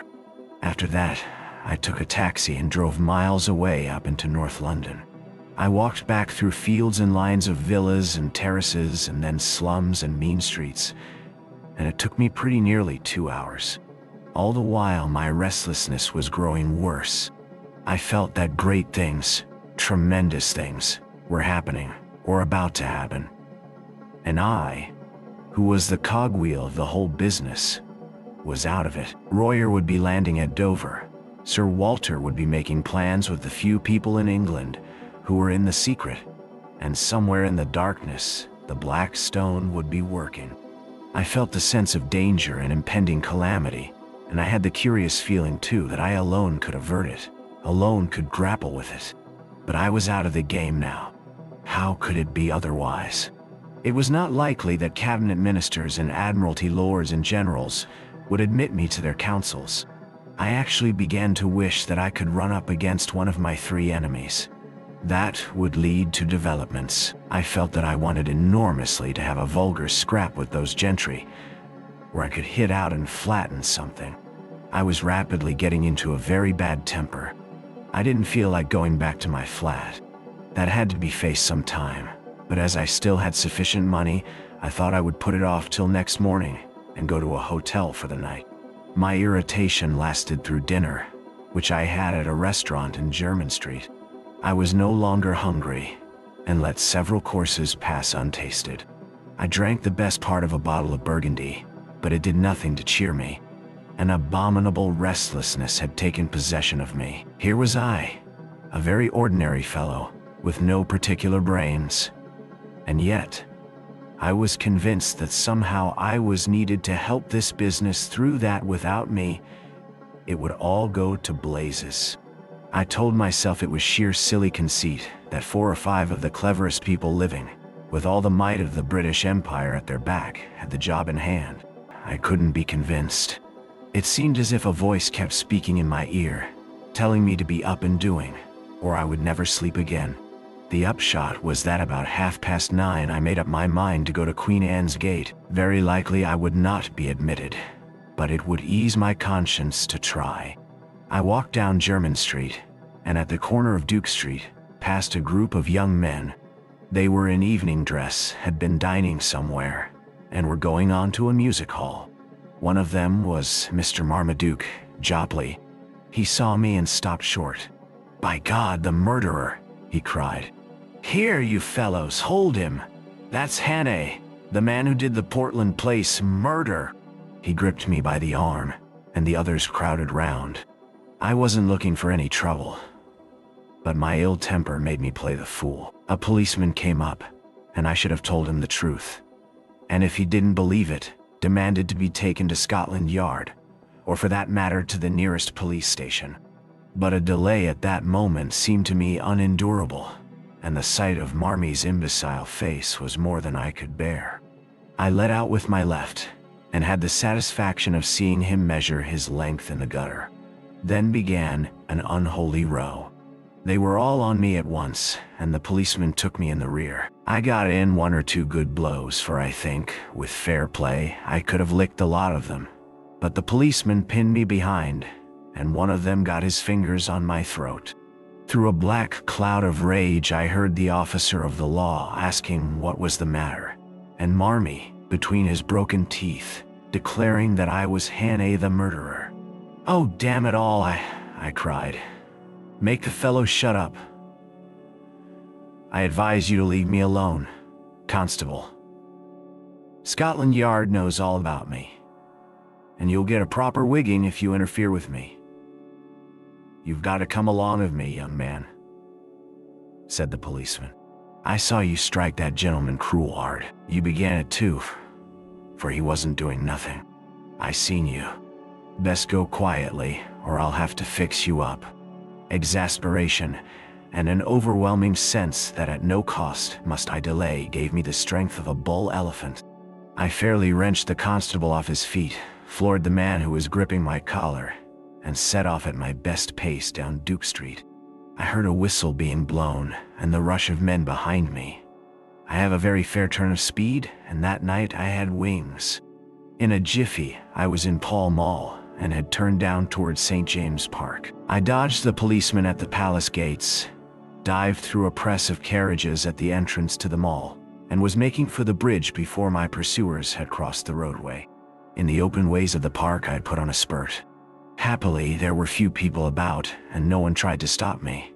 I was staking all on getting to Queen Anne's Gate. When I entered that quiet thoroughfare, it seemed deserted. Sir Walter's house was in the narrow part, and outside it 3 or 4 motor cars were drawn up. I slackened speed some yards off and walked briskly up to the door. If the butler refused me admission, or if he even delayed to open the door, I was done. He didn't delay. I had scarcely rung before the door opened. "I must see Sir Walter," I panted. "My business is desperately important." That butler was a great man. Without moving a muscle, he held the door open and then shut it behind me. "Sir Walter is engaged, sir, and I have orders to admit no one. Perhaps you will wait." The house was of the old-fashioned kind, with a wide hall and rooms on both sides of it. At the far end was an alcove with a telephone and a couple of chairs, and there the butler offered me a seat. "See here," I whispered, "there's trouble about and I'm in it. But Sir Walter knows, and I'm working for him. If anyone comes and asks if I am here, tell him a lie." He nodded, and presently there was a noise of voices in the street and a furious ringing at the bell. I never admired a man more than that butler. He opened the door, and with a face like a graven image waited to be questioned. Then he gave them it. He told them whose house it was and what his orders were, and simply froze them off the doorstep. I could see it all from my alcove, and it was better than any play. I hadn't waited long till there came another ring at the bell. The butler made no bones about admitting this new visitor. While he was taking off his coat, I saw who it was. You couldn't open a newspaper or a magazine without seeing that face, the gray beard cut like a spade, the firm fighting mouth, the blunt square nose, and the keen blue eyes. I recognized the first Sea Lord, the man, they say, that made the new British Navy. He passed my alcove and was ushered into a room at the back of the hall. As the door opened, I could hear the sound of low voices. It shut, and I was left alone again. For 20 minutes I sat there, wondering what I was to do next. I was still perfectly convinced that I was wanted, but when or how I had no notion. I kept looking at my watch, and as the time crept on to 10:30, I began to think that the conference must soon end. In a quarter of an hour, Royer should be speeding along the road to Portsmouth. Then, I heard a bell ring, and the butler appeared. The door of the back room opened, and the first Sea Lord came out. He walked past me, and in passing he glanced in my direction, and for a second we looked each other in the face. Only for a second, but it was enough to make my heart jump. I had never seen the great man before, and he had never seen me. But in that fraction of time, something sprang into his eyes, and that something was recognition. You can't mistake it. It is a flicker, a spark of light, a minute shade of difference which means one thing and one thing only. It came involuntarily, for in a moment it died, and he passed on. In a maze of wild fancies, I heard the street door close behind him. I picked up the telephone book and looked up the number of his house. We were connected at once, and I heard a servant's voice. "Is his lordship at home?" I asked. "His lordship returned half an hour ago," said the voice, "and has gone to bed. He is not very well tonight. Will you leave a message, sir?" "Oh." I rang off and almost tumbled into a chair.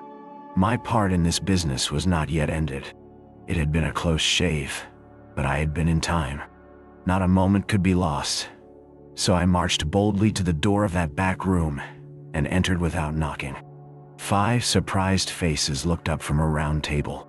There was Sir Walter, Andrew the War Minister, whom I knew from his photographs. There was a slim, elderly man who was probably Whitaker, the Admiralty official, and there was General Winstanley, conspicuous from the long scar on his forehead. Lastly, there was a short, stout man with an iron-gray mustache and bushy eyebrows, who had been arrested in the middle of a sentence. Sir Walter's face showed surprise and annoyance. "This is Mr. Hannay, of whom I have spoken to you," he said apologetically to the company. "I'm afraid, Hannay, this visit is ill-timed. I was getting back my coolness." "That remains to be seen, sir," I said, "but I think it may be in the nick of time. For God's sake, gentlemen, tell me who went out a minute ago?" "Lord Alloa," Sir Walter said, reddening with anger. "It was not," I cried. "It was his living image, but it was not Lord Alloa. It was someone who recognized me, someone I have seen in the last month." He had scarcely left the doorstep when I rang up Lord Alloa's house, and was told he had come in half an hour before and had gone to bed. Someone stammered. "The Black Stone," I cried, and I sat down in the chair so recently vacated and looked around at 5 badly scared gentlemen. Chapter 9. The 39 Steps. "Nonsense," said the official from the Admiralty. Sir Walter got up and left the room while we looked blankly at the table. He came back in 10 minutes with a long face. "I have spoken to Alloa," he said. "Had him out of bed very grumpy. He went straight home after Mulross's dinner." "But it's madness," broke in General Winstanley. "Do you mean to tell me that that man came here and sat beside me for the best part of half an hour, and that I didn't detect the imposture? Alloa must be out of his mind. Don't you see the cleverness of it?" I said. "You were too interested in other things to have any eyes. You took Lord Alloa for granted. If it had been anybody else, you might have looked more closely, but it was natural for him to be here, and that put you all to sleep." Then the Frenchman spoke, very slowly, and in good English. "The young man is right. His psychology is good. Our enemies have not been foolish." He bent his wise brows on the assembly. "I will tell you a tale," he said. "It happened many years ago in Senegal. I was quartered in a remote station, and to pass the time used to go fishing for big barbel in the river. A little Arab mare used to carry my luncheon basket, one of the salted dun breed you got at Timbuktu in the old days. Well, one morning I had good sport, and the mare was unaccountably restless. I could hear her whinnying and squealing and stamping her feet, and I kept soothing her with my voice while my mind was intent on fish. I could see her all the time, as I thought, out of a corner of my eye, tethered to a tree 20 yards away. After a couple of hours I began to think of food. I collected my fish in a tarpaulin bag and moved down the stream towards the mare, trolling my line. When I got up to her, I flung the tarpaulin on her back. He paused and looked round. It was the smell that gave me warning. I turned my head and found myself looking at a lion 3 feet off. An old man-eater that was the terror of the village. What was left of the mare? A mass of blood and bones and hide was behind him. I asked. I was enough of a hunter to know a true yarn when I heard it. I stuffed my fishing rod into his jaws, and I had a pistol. Also, my servants came presently with rifles, but he left his mark on me. He held up a hand which lacked 3 fingers. "Consider," he said. The mare had been dead more than an hour, and the brute had been patiently watching me ever since. I never saw the kill, for I was accustomed to the mare's fretting, and I never marked her absence, for my consciousness of her was only of something tawny, and the lion filled that part. If I could blunder thus, gentlemen, in a land where men's senses are keen, why should we busy preoccupied urban folk not err also? Sir Walter nodded. No one was ready to gainsay him. "But I don't see," went on Winstanley. "Their object was to get these dispositions without our knowing it. Now it only required one of us to mention to Aloha our meeting tonight for the whole fraud to be exposed." Sir Walter laughed dryly. "The selection of Aloha shows their acumen. Which of us was likely to speak to him about tonight? Or was he likely to open the subject?"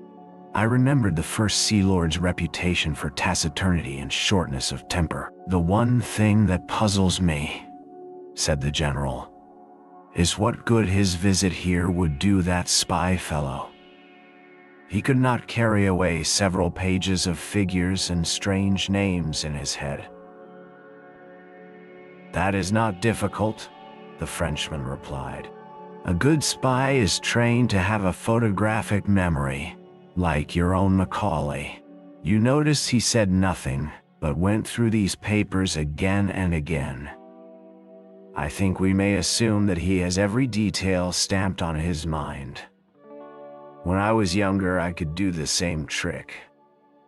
"Well, I suppose there is nothing for it but to change the plans," said Sir Walter ruefully. Whitaker was looking very glum. "Did you tell Lord Aloha what has happened?" he asked. "No." "Well, I can't speak with absolute assurance, but I'm nearly certain we can't make any serious change unless we alter the geography of England." Another thing must be said. It was Royer who spoke. "I talked freely when that man was here. I told something of the military plans of my government. I was permitted to say so much. But that information would be worth many millions to our enemies. No, my friends, I see no other way. The man who came here and his confederates must be taken, and taken at once." "Good God," I cried, "and we have not a rag of a clue." "Besides," said Whitaker, "there is the Post. By this time the news will be on its way." "No," said the Frenchman. "You do not understand the habits of the spy. He receives personally his reward, and he delivers personally his intelligence. We in France know something of the breed. There is still a chance, mes amis. These men must cross the sea, and there are ships to be searched and ports to be watched. Believe me, the need is desperate for both France and Britain." Royer's grave good sense seemed to pull us together. He was the man of action among fumblers, but I saw no hope in any face, and I felt none. Where among the 50 millions of these islands, and within a dozen hours, were we to lay hands on the 3 cleverest rogues in Europe? Then suddenly, I had an inspiration. "Where is Scudder's book?" I cried to Sir Walter. "Quick, man, I remember something in it." He unlocked the door of a bureau and gave it to me. I found the place. 39 steps, I read, and again, 39 steps. I counted them a high tide, 10:17 p.m. The Admiralty man was looking at me as if he thought I had gone mad. "Don't you see it's a clue?" I shouted. Scudder knew where these fellows laired. He knew where they were going to leave the country, though he kept the name to himself. Tomorrow was the day, and it was some place where high tide was at 10:17. "They may have gone tonight," someone said. "Not they. They have their own snug secret way, and they won't be hurried. I know Germans, and they are mad about working to a plan. Where the devil can I get a book of tide tables?" Whitaker brightened up.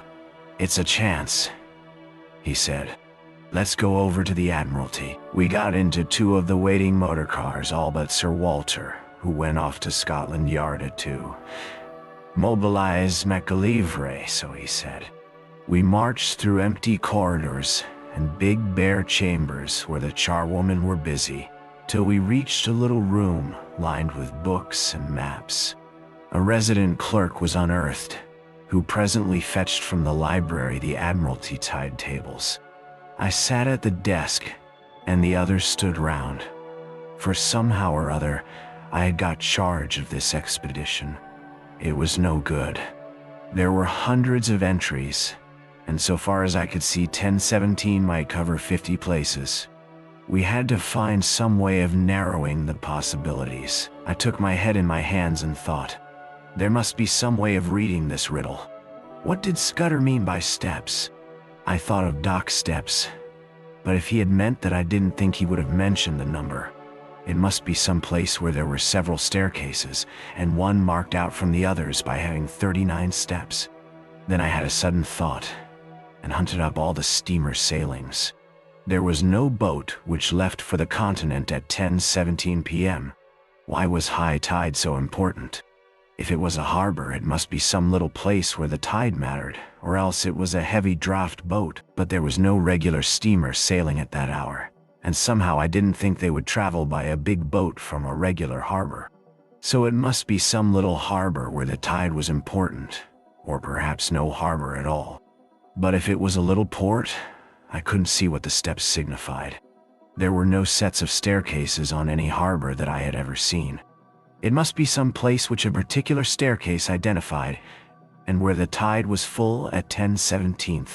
On the whole, it seemed to me that the place must be a bit of open coast, but the staircases kept puzzling me. Then I went back to wider considerations. Whereabouts would a man be likely to leave for Germany?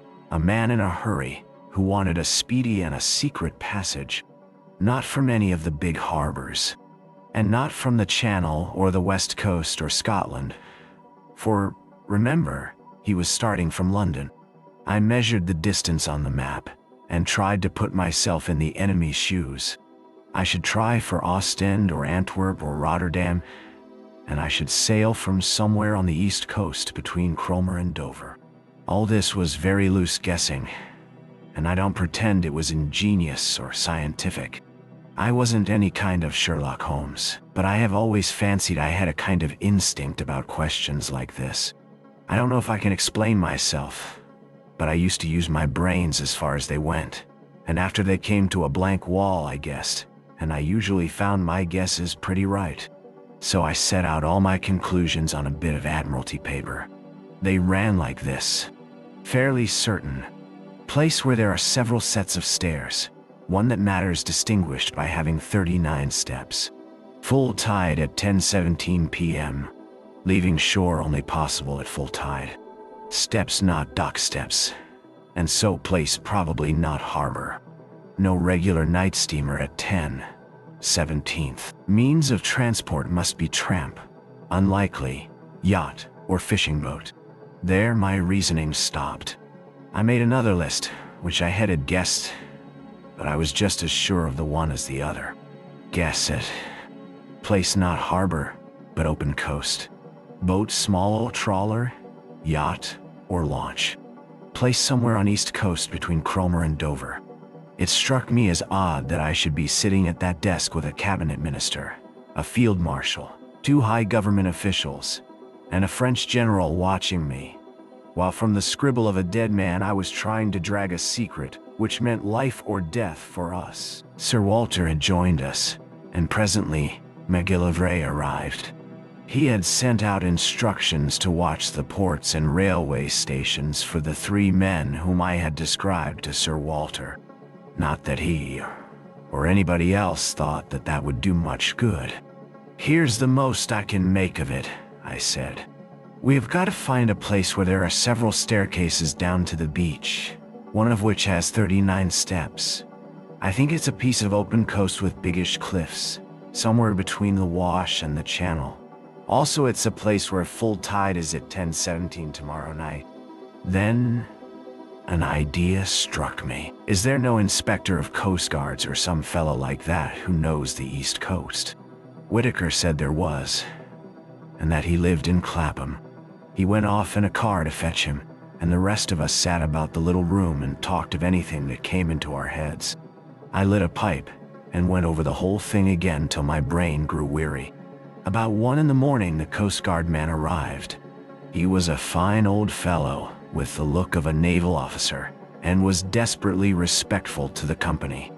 I left the War Minister to cross-examine him, for I felt he would think it cheek in me to talk. "We want you to tell us the places you know on the East Coast, where there are cliffs, and where several sets of steps run down to the beach." He thought for a bit. "What kind of steps do you mean, sir?" "There are plenty of places with roads cut down through the cliffs, and most roads have a step or 2 in them. Or do you mean regular staircases, all steps, so to speak?" Sir Arthur looked towards me. "We mean regular staircases," I said. He reflected a minute or 2. "I don't know that I can think of any."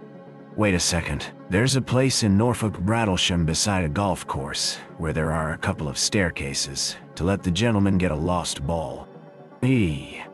"That's not it," I said. "Then there are plenty of marine parades, if that's what you mean. Every seaside resort has them." I shook my head. "It's got to be more retired than that," I said. "Well, gentlemen, I can't think of anywhere else. Of course, there's the Rough." "What's that?" I asked. "The big chalk headland in Kent, close to Bradgate. It's got a lot of villas on the top, and some of the houses have staircases down to a private beach. It's a very high-toned sort of place, and the residents there like to keep by themselves." I tore open the tide tables and found Bradgate. High tide there was at 10:27 p.m. on the 15th of June. "We're on the scent at last," I cried excitedly. "How can I find out what is the tide at the Rough?" "I can tell you that, sir," said the Coast Guard man. "I once was lent a house there in this very month, and I used to go out at night to the deep sea fishing. The tide's 10 minutes before Bradgate." I closed the book and looked round at the company. "If one of those staircases has 39 steps, we have solved the mystery, gentlemen," I said. "I want the loan of your car, Sir Walter, and a map of the roads. If Mr. MacGillivray will spare me 10 minutes, I think we can prepare something for tomorrow." It was ridiculous in me to take charge of the business like this, but they didn't seem to mind, and after all, I had been in the show from the start. Besides, I was used to rough jobs, and these eminent gentlemen were too clever not to see it. It was General Royer who gave me my commission. "I, for one," he said, "am content to leave the matter in Mr. Hannay's hands." By 3:30 I was tearing past the moonlit hedgerows of Kent, with MacGillivray's best man on the seat beside me. Chapter 10. Various parties converging on the sea. A pink and blue June morning found me at Bradgate, looking from the Griffin Hotel over a smooth sea to the light ship on the Cock Sands, which seemed the size of a bellboy. A couple of miles farther south, and much nearer the shore, a small destroyer was anchored. Scaife, MacGillivray's man, who had been in the Navy, knew the boat, and told me her name and her commanders, so I sent off a wire to Sir Walter. After breakfast, Scaife got from a house agent a key for the gates of the staircases on the Rough. I walked with him along the sands, and sat down in a nook of the cliffs while he investigated the half-dozen of them. I didn't want to be seen, but the place at this hour was quite deserted, and all the time I was on that beach I saw nothing but the seagulls. It took him more than an hour to do the job, and when I saw him coming towards me, conning a bit of paper. I can tell you my heart was in my mouth. Everything depended, you see, on my guess proving right. He read aloud the number of steps in the different stairs. 34, 35, 39, 42, 47, and 21, where the cliffs grew lower. I almost got up and shouted. We hurried back to the town and sent a wire to McGillivray. I wanted half a dozen men, and I directed them to divide themselves among different specified hotels. Then Scaife set out to prospect the house at the head of the 39 steps. He came back with news that both puzzled and reassured me. The house was called Trafalgar Lodge and belonged to an old gentleman called Appleton, a retired stockbroker, the house agent said. Mr. Appleton was there a good deal in the summertime, and was in residence now had been for the better part of a week. Scaife could pick up very little information about him, except that he was a decent old fellow, who paid his bills regularly, and was always good for a fiver for a local charity. Then Scaife seemed to have penetrated to the back door of the house, pretending he was an agent for sewing machines. Only 3 servants were kept, a cook, a parlor maid, and a housemaid. And they were just the sort that you would find in a respectable middle-class household. The cook was not the gossiping kind, and had pretty soon shut the door in his face, but Scaife said he was positive she knew nothing. Next door, there was a new house building which would give good cover for observation, and the villa on the other side was to let, and its garden was rough and shrubby. I borrowed Scaife's telescope, and before lunch went for a walk along the rough. I kept well behind the rows of villas, and found a good observation point on the edge of the golf course. There I had a view of the line of turf along the cliff top, with seats placed at intervals, and the little square plots, railed in and planted with bushes, whence the staircases descended to the beach. I saw Trafalgar Lodge very plainly, a red brick villa with a veranda, a tennis lawn behind, and in front the ordinary seaside flower garden full of marguerites and scraggy geraniums.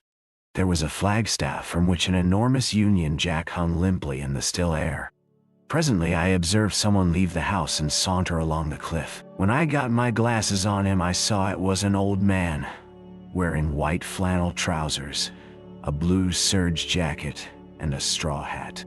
He carried field glasses and a newspaper, and sat down on one of the iron seats and began to read. Sometimes he would lay down the paper and turn his glasses on the sea. He looked for a long time at the destroyer. I watched him for half an hour, till he got up and went back to the house for his luncheon, when I returned to the hotel for mine. I wasn't feeling very confident. This decent commonplace dwelling was not what I had expected. The man might be the bald archaeologist of that horrible moorland farm, or he might not. He was exactly the kind of satisfied old bird you will find in every suburb and every holiday place. If you wanted a type of the perfectly harmless person, he would probably pitch on that. But after lunch, as I sat in the hotel porch, I perked up, for I saw the thing I had hoped for and had dreaded to miss. A yacht came up from the south and dropped anchor pretty well opposite the rough.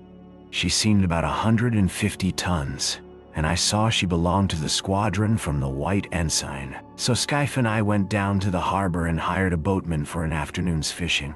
I spent a warm and peaceful afternoon. We caught between us about 20 pounds of cod and lithe, and out in that dancing blue sea I took a cheerier view of things. Above the white cliffs of the rough I saw the green and red of the villas, and especially the great flagstaff of Trafalgar Lodge. About 4 o'clock, when we had fished enough, I made the boatmen row us round the yacht, which lay like a delicate white bird, ready at a moment to flee. Scaife said she must be a fast boat for her build, and that she was pretty heavily engined. Her name was the Ariadne, as I discovered from the cap of one of the men who was polishing brasswork. I spoke to him, and got an answer in the soft dialect of Essex. Another hand that came along passed me the time of day in an unmistakable English tongue. Our boatman had an argument with one of them about the weather, and for a few minutes we lay on our oars close to the starboard bow. Then the men suddenly disregarded us, and bent their heads to their work as an officer came along the deck. He was a pleasant, clean-looking young fellow, and he put a question to us about our fishing in very good English. But there could be no doubt about him. His close-cropped head and the cut of his collar and tie never came out of England. That did something to reassure me. But as we rowed back to Bradgate, my obstinate doubts would not be dismissed. The thing that worried me was the reflection that my enemies knew that I had got my knowledge from Scudder, and it was Scudder who had given me the clue to this place. If they knew that Scudder had this clue, would they not be certain to change their plans? Too much depended on their success for them to take any risks. The whole question was how much they understood about Scudder's knowledge. I had talked confidently last night about Germans always sticking to a scheme, but if they had any suspicions that I was on their track, they would be fools not to cover it. I wondered if the man last night had seen that I recognized him. Somehow I did not think he had, and to that I had clung. But the whole business had never seemed so difficult as that afternoon when, by all calculations, I should have been rejoicing in assured success. In the hotel, I met the commander of the destroyer, to whom Scaife introduced me, and with whom I had a few words. Then I thought I would put in an hour or two watching Trafalgar Lodge. I found a place farther up the hill, in the garden of an empty house. From there I had a full view of the court, on which two figures were having a game of tennis. One was the old man, whom I had already seen. The other was a younger fellow wearing some club colors and the scarf round his middle. They played with tremendous zest, like two city gents who wanted hard exercise to open their pores. You couldn't conceive a more innocent spectacle. They shouted and laughed and stopped for drinks, when a maid brought out 2 tankards on a salver. I rubbed my eyes and asked myself if I was not the most immoral fool on earth. Mystery and darkness had hung about the men who hunted me over the Scotch moor in aeroplane and motor car, and notably about that infernal antiquarian.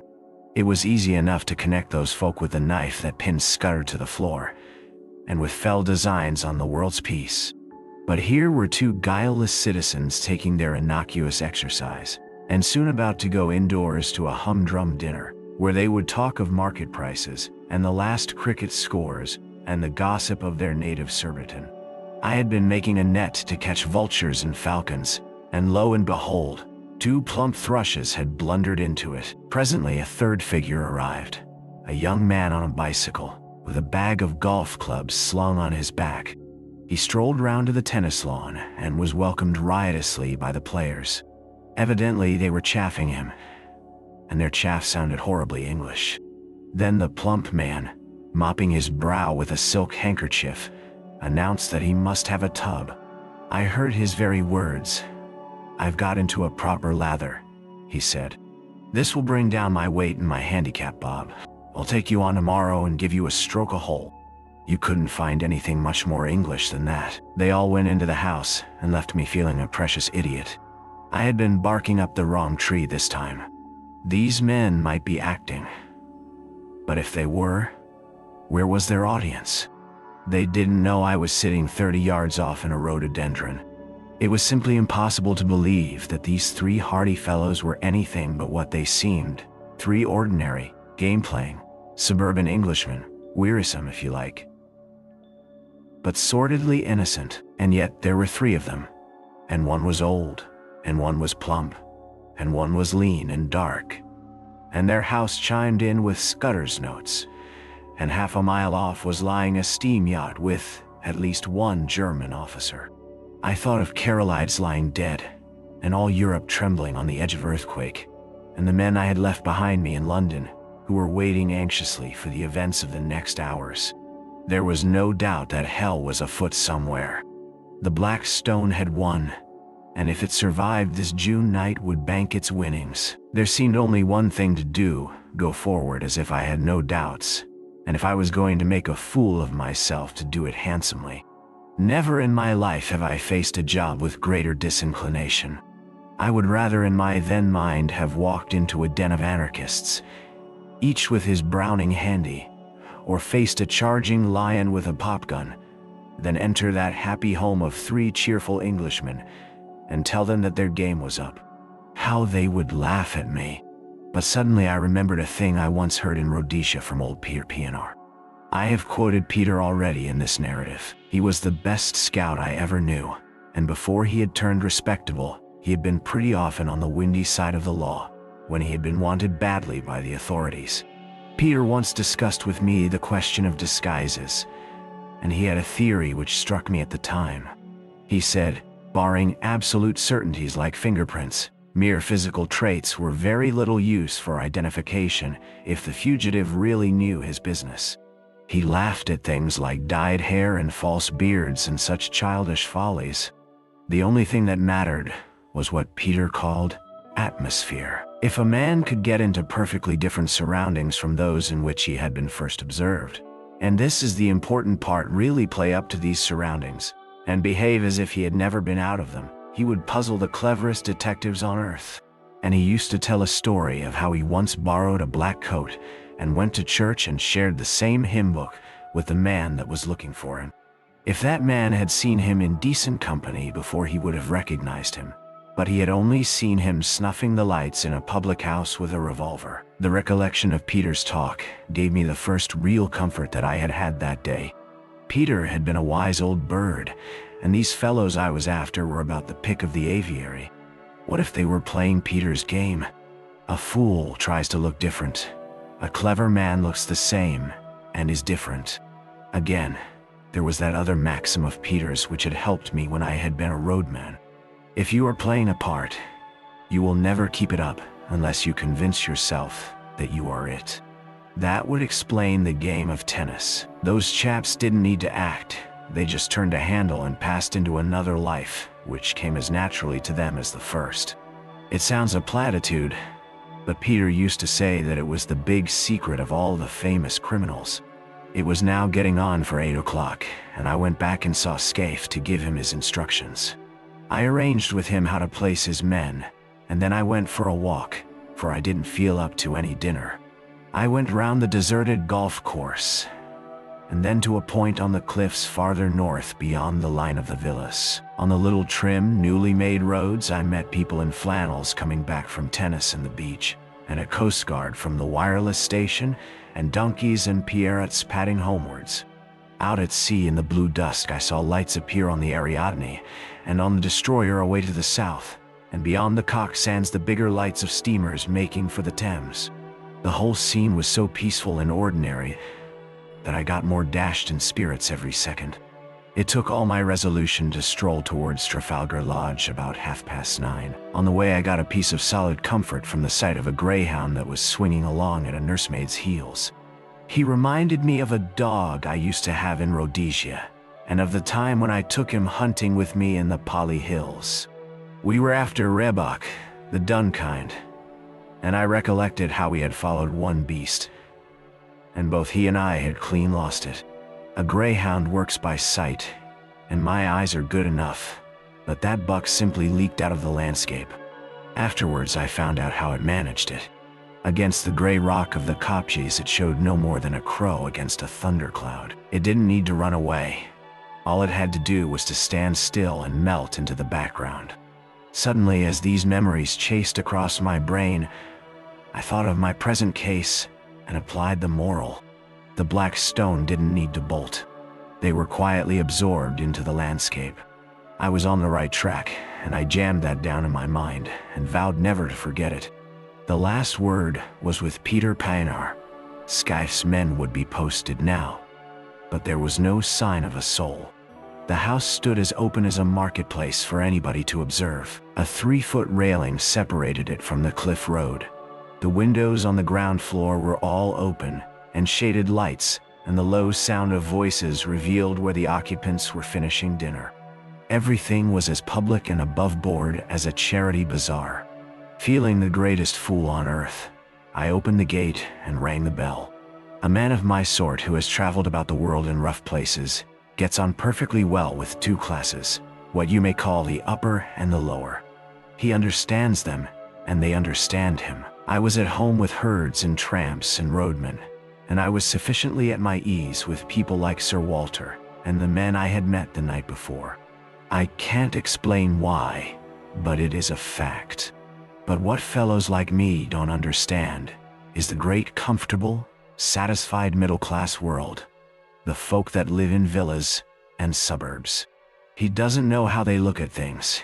He doesn't understand their conventions, and he is as shy of them as of a black mamba.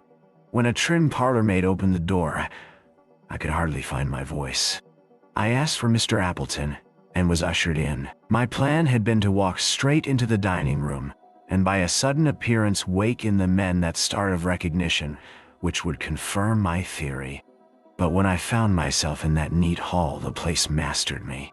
There were the golf clubs and tennis rackets, the straw hats and caps, the rows of gloves, the sheaf of walking sticks, which you will find in 10,000 British homes. A stack of neatly folded coats and waterproofs covered the top of an old oak chest. There was a grandfather clock ticking, and some polished brass warming pans on the walls, and a barometer, and a print of Chiltern winning the St. Leger. The place was as orthodox as an Anglican church. When the maid asked me for my name, I gave it automatically, and was shown into the smoking room, on the right side of the hall. That room was even worse. I hadn't time to examine it, but I could see some framed group photographs above the mantelpiece, and I could have sworn they were English public school or college. I had only one glance, for I managed to pull myself together and go after the maid. But I was too late.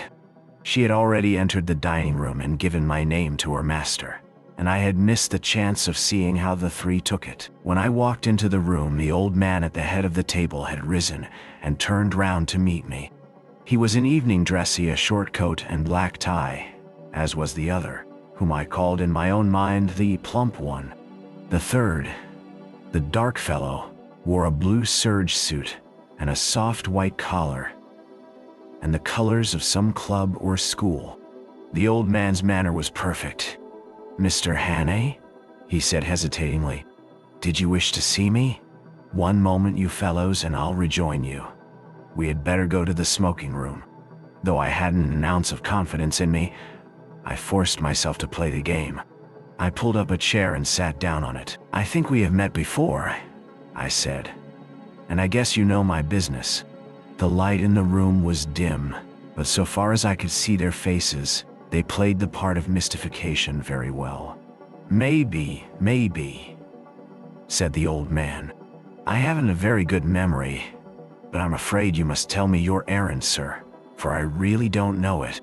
"Well then," I said, and all the time I seemed to myself to be talking pure foolishness, "I have come to tell you that the game's up. I have a warrant for the arrest of you three gentlemen." "Arrest?" said the old man, and he looked really shocked. "Arrest? Good God, what for?" "For the murder of Franklin Scudder in London on the 23rd day of last month." "I never heard the name before," said the old man in a dazed voice. One of the others spoke up. "That was the Portland Place murder. I read about it. Good heavens, you must be mad, sir. Where do you come from?" "Scotland Yard," I said. After that, for a minute, there was utter silence. The old man was staring at his plate and fumbling with a nut, the very model of innocent bewilderment. Then the plump one spoke up. He stammered a little, like a man picking his words. "Don't get flustered, uncle," he said. "It is all a ridiculous mistake, but these things happen sometimes, and we can easily set it right. It won't be hard to prove our innocence.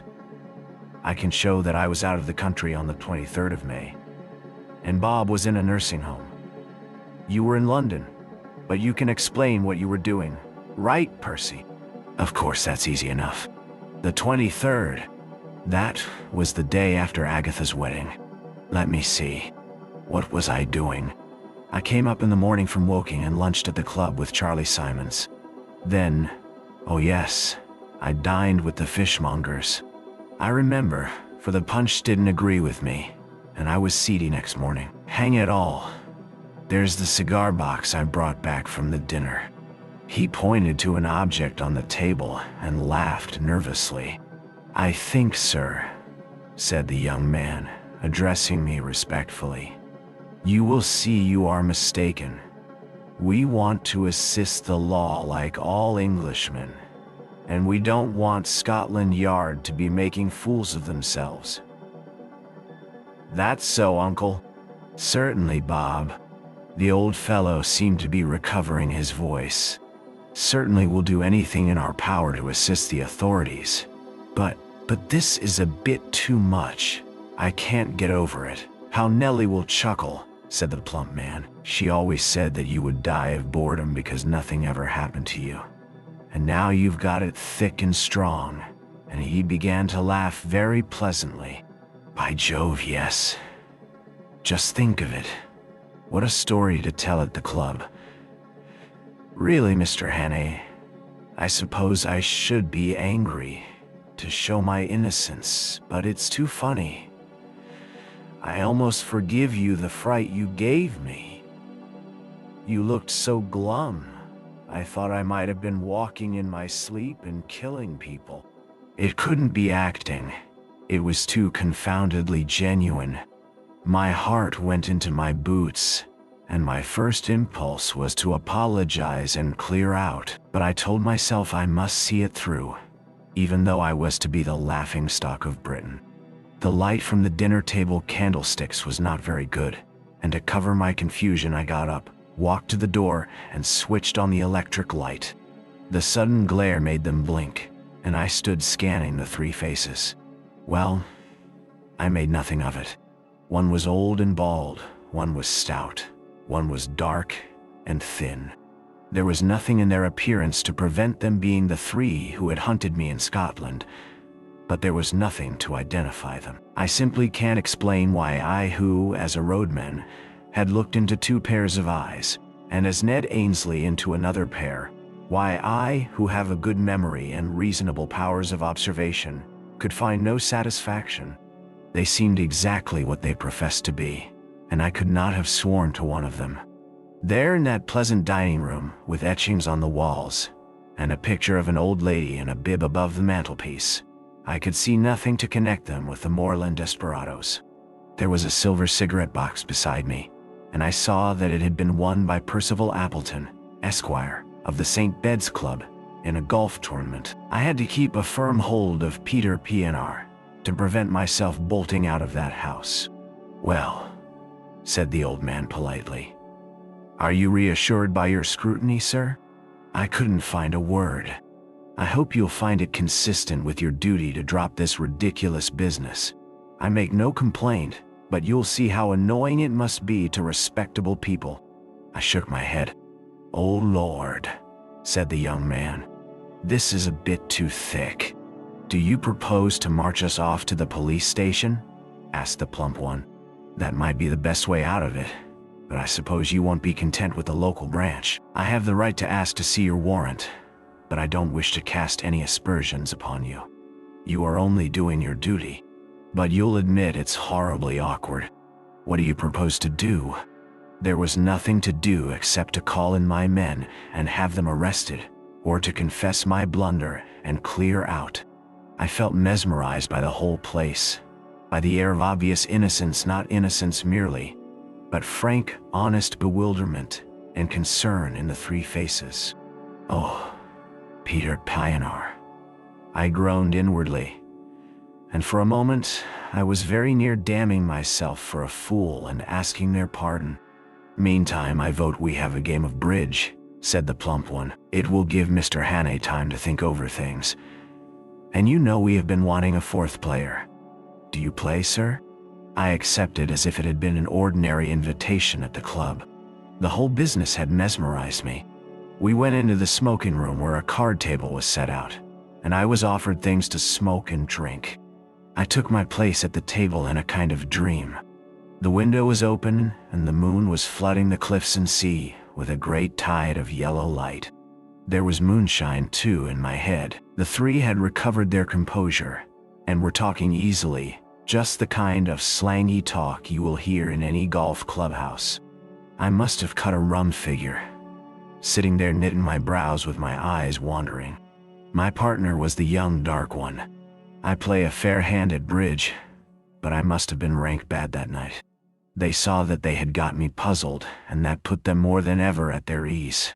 I kept looking at their faces, but they conveyed nothing to me. It was not that they looked different. They were different. I clung desperately to the words of Peter Pioneer. Then something awoke me. The old man laid down his hand to light a cigar. He didn't pick it up at once, but sat back for a moment in his chair, with his fingers tapping on his knees. It was the movement I remembered when I had stood before him in the moorland farm, with the pistols of his servants behind me. A little thing, lasting only a second, and the odds were 1,000 to 1 that I might have had my eyes on my cards at the time, and missed it. But I didn't, and in a flash, the air seemed to clear. Some shadow lifted from my brain, and I was looking at the three men with full and absolute recognition. The clock on the mantelpiece struck 10 o'clock. The three faces seemed to change before my eyes and reveal their secrets. The young one was the murderer. Now I saw cruelty and ruthlessness, where before I had only seen good humor. His knife, I made certain, had skewered Scudder to the floor. His kind had put the bullet in Carolides. The plump man's features seemed to dislim and form again as I looked at them. He hadn't a face, only 100 masks that he could assume when he pleased. That chap must have been a superb actor. Perhaps he had been Lord Aloa of the night before. Perhaps not. It didn't matter. I wondered if he was the fellow who had first tracked Scudder and left his card on him. Scudder had said he lisped, and I could imagine how the adoption of a lisp might add terror. But the old man was the pick of the lot. He was sheer brain, icy, cool, calculating, as ruthless as a steam hammer. Now that my eyes were opened, I wondered where I had seen the benevolence. His jaw was like chilled steel, and his eyes had the inhuman luminosity of a bird's. I went on playing, and every second a greater hate welled up in my heart. It almost choked me, and I couldn't answer when my partner spoke. Only a little longer could I endure their company. "Whoa, Bob! Look at the time," said the old man. "You'd better think about catching your train. Bob's got to go to town tonight," he added, turning to me. The voice rang now as false as hell. I looked at the clock, and it was nearly 10:30. "I am afraid he must put off his journey," I said. "Oh, damn," said the young man. "I thought you had dropped that rot. I simply got to go. You can have my address, and I'll give any security you like." "No," I said, "you must stay." At that, I think they must have realized that the game was desperate. Their only chance had been to convince me that I was playing the fool, and that had failed. But the old man spoke again. "I'll go bail for my nephew.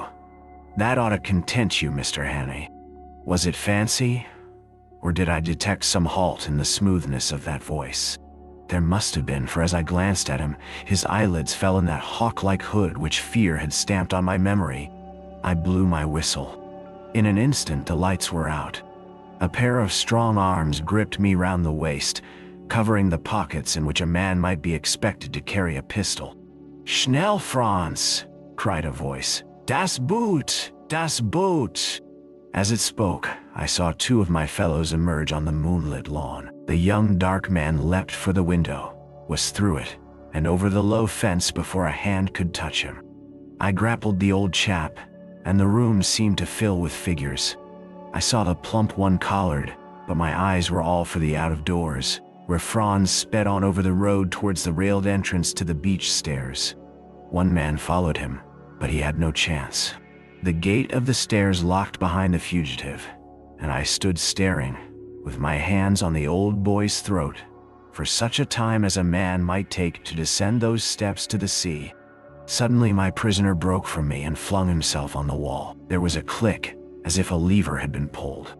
Then came a low rumbling far, far below the ground, and through the window I saw a cloud of chalky dust pouring out of the shaft of the stairway. Someone switched on the light. The old man was looking at me with blazing eyes. "He is safe," he cried. "You cannot follow in Timo. He is gone. He has triumphed. Der schwarze Stein ist in der Siegeskrone." There was more in those eyes than any common triumph. They had been hooded like a bird of prey, and now they flamed with a hawk's pride. A white fanatic heat burned in them, and I realized for the first time the terrible thing I had been up against. This man was more than a spy. In his foul way, he had been a patriot. As the handcuffs clinked on his wrists, I said my last word to him. I hope Franz will bear his triumph well. I ought to tell you that the Ariadne for the last hour has been in our hands. 3 weeks later, as all the world knows, we went to war. I joined the new army the first week, and owing to my Matabele experience got a captain's commission straight off. But I had done my best service, I think, before I put on cocky.